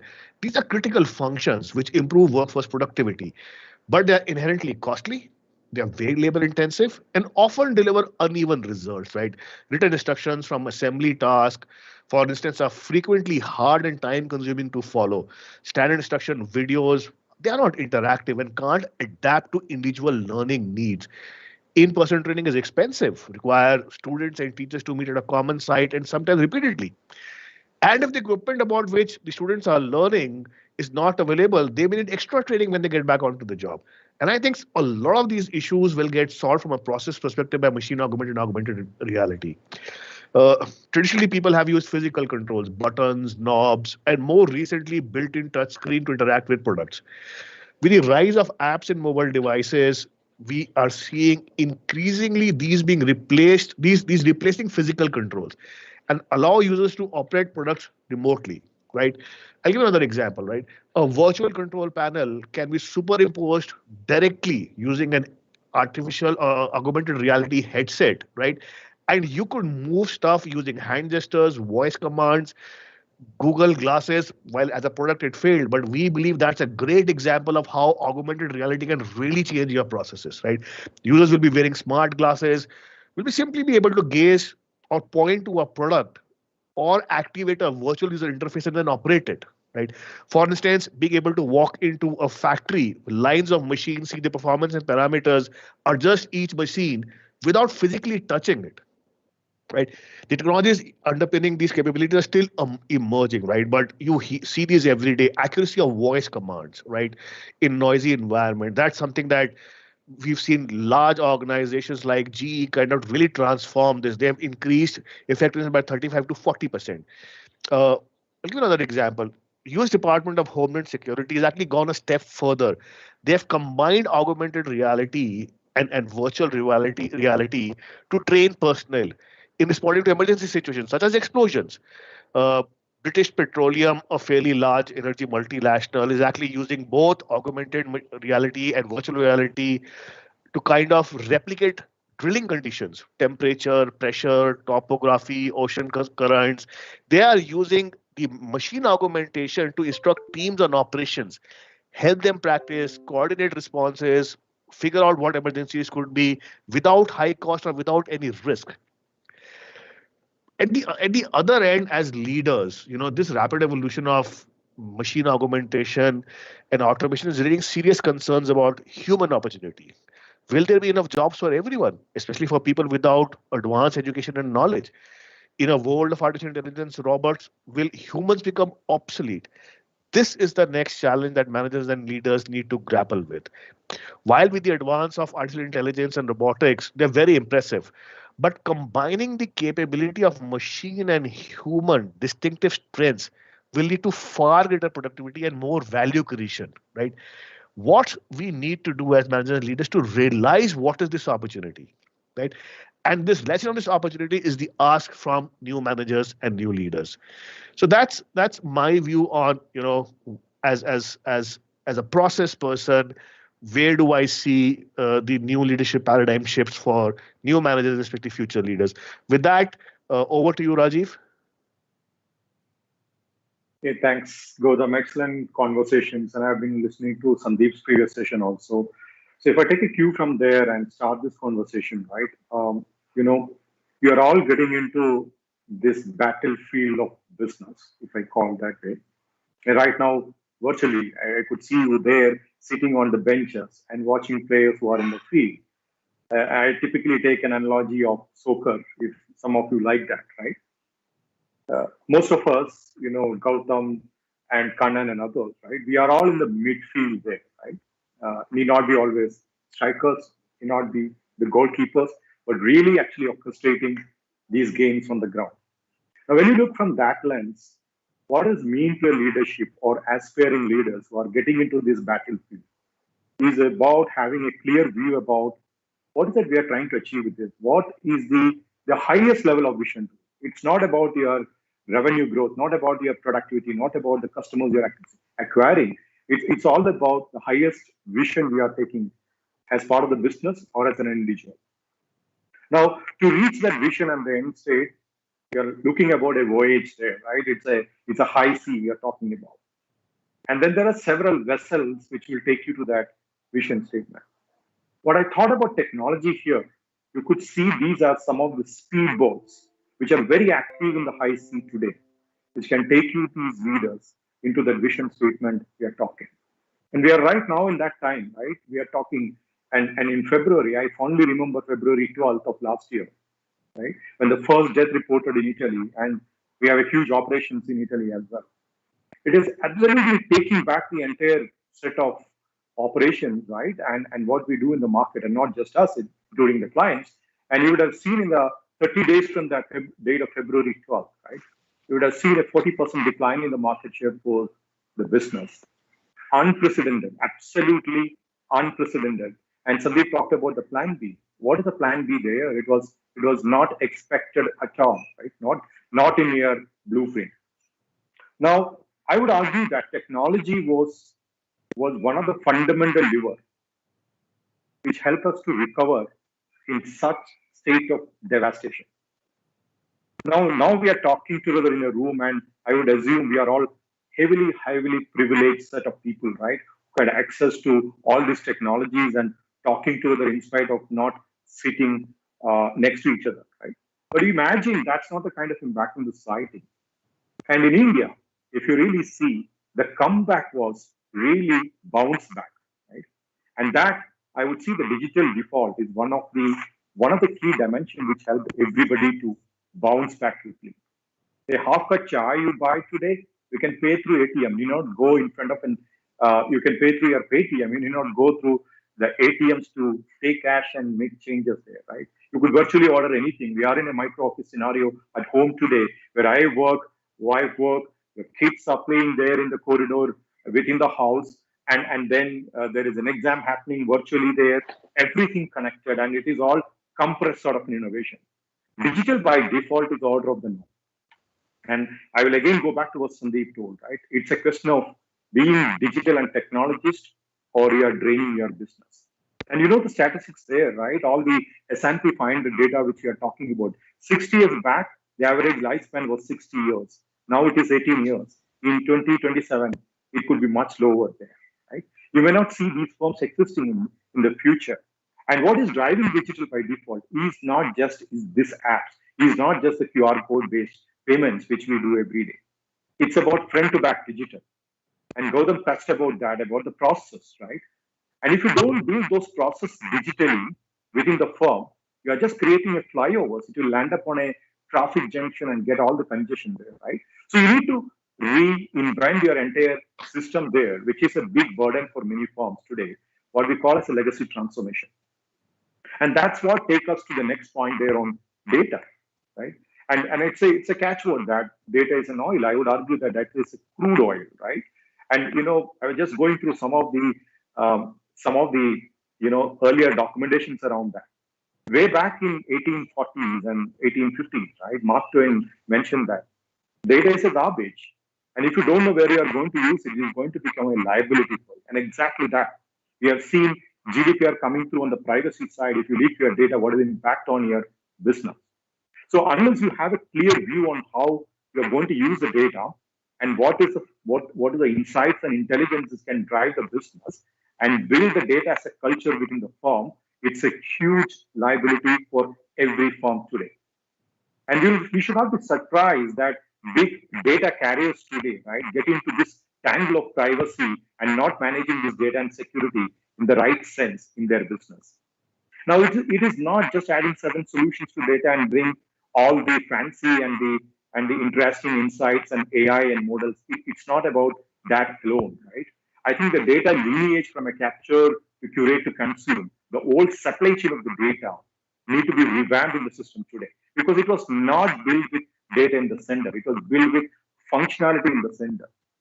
Gautam talked about the credit card part, right? It could be any example, right? Account onboarding is a good example. Customer onboarding is a good example. So our systems are built with a functionality in the center, not with data in the center. Now we are moving to a world of data, right? And that's an important pivotal shift in the organization when you restructure the entire part. Now that takes us to new. It's not that after now new comes. It's all overlapped over together, right? And getting on with the data, what data brings up? It brings up intelligence. And intelligence is about what? Intelligence about how the customer behaves with you. I'll give an example, right? See, broadly 5 to 7% would be the attrition rate for any business. I'm just making a broad assumptions and broad picture, right? There would be variances. Now, can you predict this attrition and why you should predict attrition? Because acquiring a customer will take 5 times cost more than retaining your existing customer. Propensity to sell a product to your existing customer is 60% more than selling a product to a new customer. So here you have your customer, and if you know that which customers will leave you in next 3 months, that's a huge insight for you. Can you do it? Yes, we can do that, right? You could actually look at the customer demographics, look at the accounts they subscribe to, the kind of transactions, the kind of service requests came from them, the fees we have charged to them, the complaints if they have, and that's we call as a 360-degree view. And today it has moved away from or moved up from that 360-degree view, and with the kind of data available rightly with the customer consent, we have a 720-degree view on that. What customers are doing with other banks. And taking banking as an example, right? Our customers are keeping checking account, the likes of the savings current accounts with one bank, keeping mortgage with another bank, and every month transferring your EMI to that bank. It doesn't require much intelligence to understand what is the principal outstanding there, how long he's paying, what interest he's paying to the bank. Easy click over for that, right? And you're retaining that customer here. So data is really valuable until unless we build a system to see the intelligence lineage to that. And that's the next piece part. When I say connected, it's not about data with us as a business today. It's about the data about the customer, the products, the services, the competition, all that available with the right customer consents across the world. And that's what about Connected. And Connected, we are taking into an open world of business. An open world of business is mandated in certain markets, right? Here are the cases where the customers and the business are closely coupled together. And there is a monopolistic angle to this business coming up. And that's where the regulators coming in and telling that, look, you can't only do this business. You should be able to share this data with other business if the customer is okay to do that. And that exactly the payment services directly to in Europe. You see the CMA as an example, the APRA in Australia is doing. This is much regulatory part. And the world is going towards an open world of business. So there are no boundaries for a business like that. Customer is not your exclusive property. You can go anywhere. And as we told, the competition has reached in a stage where just one play can take the customer outside of our books, right? And that's what the connected and intelligent part all come together. Now, the fundamental part to this is, what is your cost of operations today? If you make $100, what is the cost you are spending on that? This cost to income ratio as a KPI, if you take it, the legacy firms are hovering. I will be surprised, much more than 60% today. The digitally born, the cloud native, the so-called the startups and the fintechs and those solutions, lightweight, asset-light solutions are coming at a 20 to 25% cost to income ratio. Why is the big gap of this 40% existing in the legacy today? Because we have put a lot of bandages on these solutions to incrementally upgrade the platforms and the functionality to cater to ever-changing requirements. Why is it so? Because we believe in an integrated system there. Everything needs to be one monolith to support anything. And what you build on top of it is hardwired on top of it. It's not decoupled. It is not modularized. It is not fundamentally structured in a way to interact with a larger ecosystem. And that's where the API microservices all come in to bring that. Now, the large cost factor also comes from the legacy infrastructure which they are carrying in their books, right? The computing devices, and there is a lot of jokes around that, right? If you see the computing and the processing power used for to launch Apollo 11, that's pretty much sitting in a calculator from a ATI 85 sort of a model today, right? And the computing power need to be increased to that extent, and we have added your racks and servers together.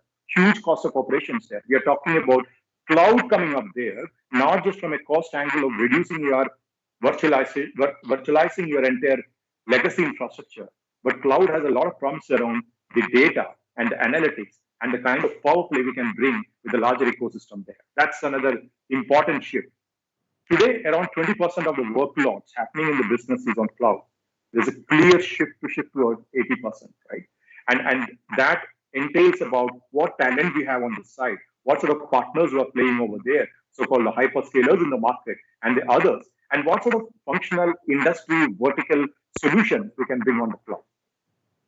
Now on to the next. I think, I will not spend much time there. Gautam explained the bionic part of it. I will call it the digital twins or the mirror world, right? And what is the shift over there today, as we see, is that it has moved up from a sort of a symbolic pilot modeling to production scenarios, right? And the shipyard scenarios which Gautam told exactly same. You could look at the maintenance as another issue, right? And huge maintenance like aircrafts and others, right? These are all real examples. You could think about the health and public sector. Health is another big one. The surgeries are good example. And in the connection, if you see the 5G coming up through that, and you're bringing a mirror world to that, you're pretty much there in the actual production systems to do that. Now, I want to bring one last point on the multi-party models before we get into further discussion, which we could call as a multi-party systems. And I don't deliberately call it as a blockchain and distributed ledger and all that, because people may get onto the Bitcoins and the kind of changes happening in the last few weeks on that, right? Multi-party models is actually bringing a trust embedded systems together, right? And there's a huge promise over there, and that's why it's sitting in next, not in new. But across the world, the central banks are seriously thinking about bringing these systems together, not just in payments. It's about in identity.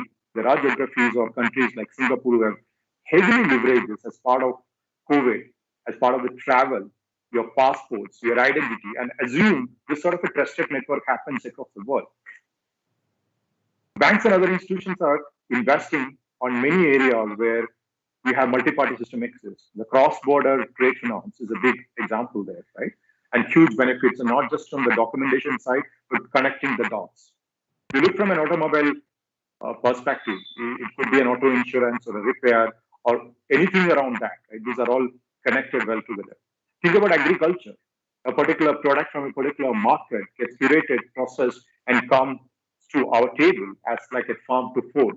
In that entire journey, we keep a lineage of that through which partners, what process, and you have an identity for it. And you as a consumer sitting on the dining table can actually pick a farmer who produced that. I think the possibilities is immense over there.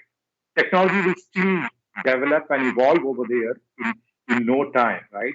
And payments is the biggest example there. You just imagine the kind of volumes and the payments we are doing today. India is a classic example globally there with UPI. If you see that, in a 2 to 3 seconds you get an end-to-end confirmation of a payment transferred, and you know what are the steps happening in between. Much more than 15 plus process happening in between in that 2 to 5 seconds, and with a 200 millisecond window for a fraud check on a payment on a real-time basis. And this is happening today. And if you actually see it globally from a cross-border point of view, and one of the area where the largest financial crimes are happening today, we want to build a system of that surveillance, security and surveillance and anti-money laundering guardrails onto it. We need to have a connected multi-party model where the trust is embedded into the system, right? So I'll take a pause here. Happy to take questions and happy to take about some of the learnings I heard from the other sessions also. Back to the panel. Thank you, Rajeev. That was very exciting. So back to our host.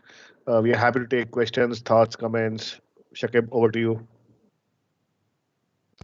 Thank you, sir. I want to thank all of you for this wonderful session. Now, with the permission of panel, I want to open the stage for the questions. We will be having offline as well as online students. So we will be starting with offline students first of all. So anyone wants to ask? So, sir, I can start with the question, right? I will go ahead. Yes. Thank you, sir. So, sir, my question is like I had attended one webinar where the speaker was telling like the ABCD is the new future, like A standing for automation, B standing for blockchain, C for cyber security and cloud computing, and D for data. So, how is this ABCD relevant in today's scenarios as well as in your industries or organization? Yeah, maybe Gautam, I can pick that and then please add on to that. Yeah, so Sahib, I think ABCD could be something else also, right? I mean, it may not be always automation. We could argue that it is analytics or whatever. I mean, I get the spirit of that lexicon, if I put that way. These are all fundamentals, and that's what I was trying to cover. But I think before we get into ABCD, I would actually go to kindergarten there, right? And to say that, it's not just about talking about A for Apple or B for blockchain there, right? The key part over there is that, while there are a lot of fancy tools and fancy technologies coming up, the success factor in embracing technology is about knowing the reality of where the business is lying today. And I would call there are, three or four things which influence all these ABCD or to A, B to Z. One is experience of customer. That's absolutely important thing. What technology comes next? Experience. And experience of customer, when I say, let's expand it out a little bit more. It's human experience, right? It could be customer, it could be a partner, it could be the employee, whatever it is. Experience is the ultimate part of it that can kill or make your business, right? And what technology handles that in a better way, could be digital, could be data, could be analytics, could be blockchain, anything of that is very fundamental, right? The next part of it, which in fact we have not covered fully in our topic in the limited time, is about sustainability. I would call sustainability is the next digital. Very important. This is talking about whether we will survive in the future. We as humanity is going to survive in the future. And every industry, without exception, has a role to play in the sustainability game. be it from a green loans perspective, be it from a carbon footprint perspective, be it from remediation of your data center and reduce the kind of computing power you require. It's immense part, right? Sustainability. The third part I would call about the future of work, and Sandip touched upon that. And there is a theory about never normal coming up now, right? It is not going to be a pre-COVID scenario. It is not going to be a pre-COVID scenario because there are a lot of other orthodoxies got challenged during this last 12 months. What we could have achieved in 5 years was achieved in 12 months. This compressed innovation, which I was talking about. So just remember these parts, right? These realities of experience, I talked about the future of work and then sustainability. These are going to power the entire game here with all the possibilities of the technologies there. Gautam? Yeah, thanks, Raju. I totally agree with you. And I think the other dimension that I would want to apply in this is what is the business problem you're trying to solve for? Whether it is analytics, whether it is blockchain, whether it is cybersecurity, whether it is data, these are elements or levers that you would need to solve a business problem. At the end of the day, what is the business problem that we're trying to solve for? I think that lens is perhaps more important than whether it is cybersecurity, whether it's data, or what levers do I need to apply for. I think as leaders, as managers, that's what we should be focusing more on. These tools, techniques, methods will keep on changing, will keep on evolving, and we'll have new ones coming up on the board. I really like what Rajeev said in terms of sustainability. And again, in our industry, we definitely see this as a massive focus area. When we talk to our clients, whether it's on the consulting side or on the audit side, on the tax side, every day today talking about, especially in the last 12 months, what is the relevance of what is their purpose and how is that helping them from a sustainability perspective. I think that's really something new that we see coming in. It's getting a lot of eyeballs. It's having a lot of conversations.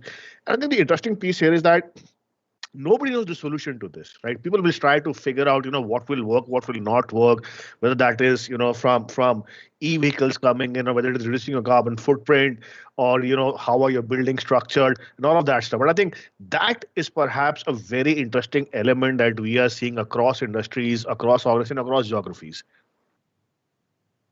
That's only one additional perspective I would like to add. I think the question was really well addressed across the spectrum. One of the things that I feel is also important while all these technologies, be it blockchain or cyber threat, all these are coming in.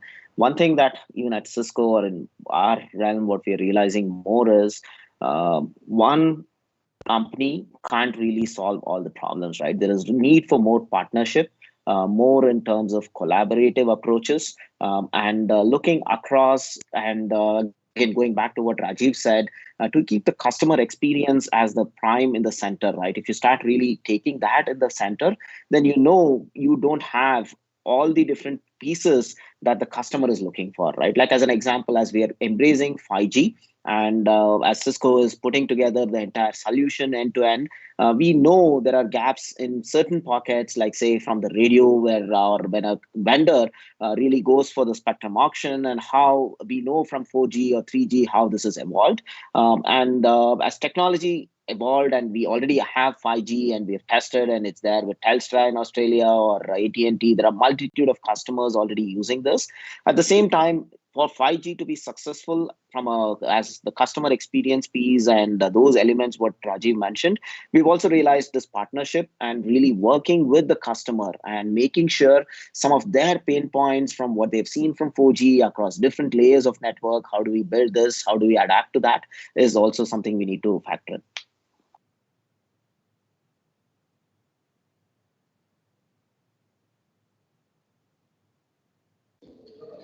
Thank you, sir, for answering that question. Now we will be having an online student who will be asking a question. Go ahead, Soumya. Hi, sir. Thank you so much for the informative session today. My question is based on a discussion.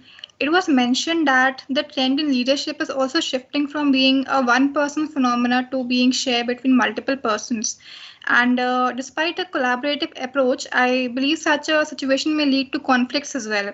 So I was curious that I would like to know that with so many changes and new trends coming into picture, how is conflict resolution being dealt with, and do organizations need to be better with it because owing to the ever evolving scenario? Yeah. Okay. Let me take that ecosystem, and I will connect to what Kannan was talking about. It's a fantastic point, right? It's all about ecosystem power play. As you told that there could be conflicting or competitive elements coming to it.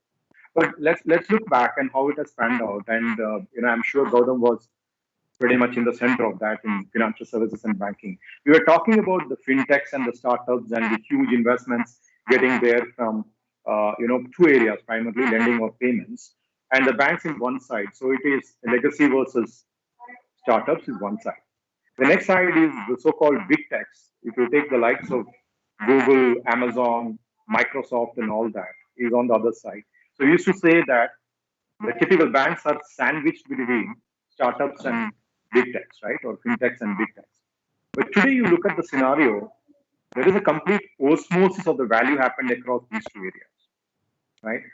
So to your point, at some point of your entry to the market, you will feel everything is a competition for you. And there will be a realization at some point, and Kannan mentioned that, you will realize that you can't actually achieve the common objective of the market by going singularly in the market. You can't achieve that, right? And that's where this osmosis is going to happen. And that has happened today in banking, as a case in point, right? The startups are working with the banks. And why so? Because they have technology, they know the data, they know the analytics, they have built a digitally cool solutions. But where is the customer? The last 50 years, 60 years, customer data and the entire trust is sitting with the banking ecosystem. And what do the banks want? Banks want this fresh thinking, right? Sandip's example of in a blind room, blindfolded, how the new joiner bring that. That's the point which startup brings in. Now look at the big tech side, right? Huge investments there. It's actually technology architecture and the technology stack maintenance, which is not the bank business. Bank business is actually taking deposits for the purpose of lending and provide value-added services, if you plainly define the textbook definition for it. So there is synergy between these two. I think the moment of realization of bringing the customer value to the market, we would need more ecosystem players coming together as a joint entity and bring the power play. I'll just pass it on to Kannan and Gautam with one example. India is a classic example. Do you think that with only NPCI sitting in the center, the payments have become such a big wave? And I'm repeating because I'm actually interacting with many of the global clients. This is a classic example globally on how India has done on the digital payment. It's absolutely an ecosystem play. I told you, whether it right from a small kirana shop to a kachai vendor to anybody using that NPCI or UPI payments, and that actually passing through the bank, and that actually used by many others for transfer of funds and all that. It's a complete environment and ecosystem success story. Kannan or Gautam? Yeah, I want to add, thanks Rajiv, I think to another maybe perspective, I think Rajiv really shared a very great example from an outside-in view, from embracing customers and conflict. How do we handle either from competition or conflict in different way from a outside-in? I've also want to give a more inside out, more from an engineering development perspective, right, where there are conflicts and inherently the leadership has shifted to, as I was saying earlier, more in a network approach. And why I say that is, if you look at any of our new products that we're building today, right, it has multiple layers or multiple elements into any one networking product that we look at, be it a security solution or be it a routing or any of the things that Cisco builds as an example, right? In this, we have things that are elements which are fundamental from the compute, which is ASIC, to the hardware and all the different, the entire elements that goes into the hardware architecture. Then there is software, then there is the whole development methodologies with the test teams coming together. And then there is all these certification agencies, qualifications that has to happen for this product. And you're looking at 2 years or more kind of really bringing to the next gen, right? As we are talking with the 400 gig or 800 gig, a product which is really cutting edge, coming for making that product, it takes almost 2 years, right? Now, with this for the 2-year internal engineering development, you have to work with really experts and cross-functional teams, which each expert or cross-functional team comes with a certain set of areas that they are really experts in, right? Like you take hardware, they know the different changes and technology evolutions that has happened in hardware. And then there is also on the development or packaging, just how the customer installs and deploys our new router or switch or security solution. There are again new things happening there. So every discipline, right? There are at least 8 or 10 disciplines, including all the way to the documentation, right? When a new product comes out, earlier there used to be a book, and now people go to videos or they just scan the product and they're able to get the document online. So each of these functions by themselves have evolved, and they are experts in that area, right? Now, someone who's building this product and leading this end to end, the cross-functional team is what you are dealing with, right? And that's what we deal with. And leading this development in terms of new product development with this entire cross-functional team is where there are multitude of conflicts you will see, right? The things don't work with what hardware is saying versus software, or there are things that don't move. Now, in terms of resolving these conflicts, the leadership mechanics and mechanism needed is very different, right? And you have to, what I've seen that really works, which is where I think I go back to what Rajeev has mentioned. Initially, it was hard to resolve these conflicts, right?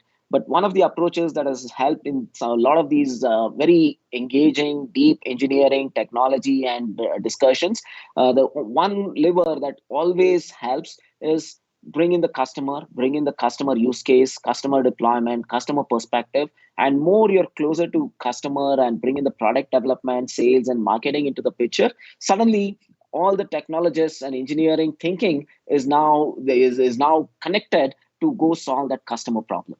Right? And these conflicts are getting kind of resolved, or they're trying to really work together more in a more collaborative manner. And the network is now more complete, while these are still very hardcore experts, like say just a thermal or any particular function you take in engineering, they're really experts. They've been at this.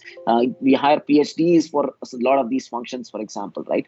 And they've been with us for 30, 40 years. But then the moment you look at the customer, these are the changes, things really help, right? So that's the other example or perspective I will add, Soumya. But it's a great question. This is something we deal with every day, be it from outside in, inside out. It's real, right? That's something we have to adapt to and engage in any of the areas that we deal with. Yep.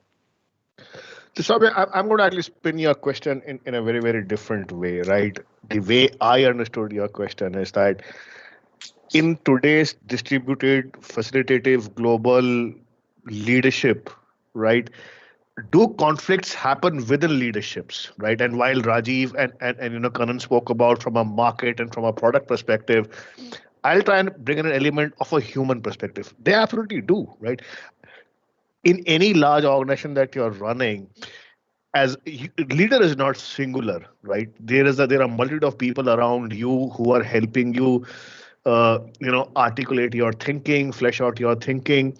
I think for me as a leader, what's really important is going back to the core values of you as a leader and going back to the core values of the organization, right? Why do people choose to work for large brands, right? Whether it is GE or it is Citi, or KPMG or Accenture, why do people want to work for these brands? Because the value system, the ethos of leadership is so strong, right? That value system, that ethos of leadership actually binds the team together. Will there be conflict? Absolutely, there will be conflict. My finance business partner and I will be at loggerheads. He's trying to save cost. I'm trying to expand market. I want more investment to be done. He's saying you don't have the money, and go figure out the money. We'll have this conflict. But at the end of the day, and this is what even Rajeev was saying, if you keep your customer experience, if you keep your customer at the center of this and say, does this make sense for my people? Whether my people is my employees, whether my people is my customer, whether my people are my partners, keep that at the center. Go back to your values, and that is the way you will end up, managing conflict. And again, there's no right or wrong answer, Swami. This is a journey as leaders, right? Each one of us can tell you horror stories of the goof ups that we have done when we started our careers, and I'm pretty sure a lot of you will probably go through that journey, right? But it's that experience and staying core to your values as a leader. I think that is what will help you resolve conflict. Yeah, absolutely. Thank you, sir. Thank you so much. Thank you so much, sir, all of you, for such an informative session. And we do have a lot many questions, but then the paucity of time, we won't be able to take them. So thank you for all the knowledge that you shared, and we look forward to have you again. Thank you for your precious time. Thank you for having us. Really enjoyed. Thanks. Thank you. Thanks. Thank you so much for joining us. This is Burhan. I'm extremely thankful to all the three speakers for joining us. We have the valedictory session now where Governor of Rajasthan is joining us. He's already there. Otherwise, we would have continued with this. I'm sure that our students enjoyed it thoroughly and they must have got a lot of learning. We also invite you to the campus, IIM Jammu campus. We have Srinagar off campus also now, and I'm sure that you will accept our invitation to join us sometime soon so that our students can have live interactions one-to-one to learn more from you. Thank you very much. Sure, thank you very much. Thank you, sir. Thank you.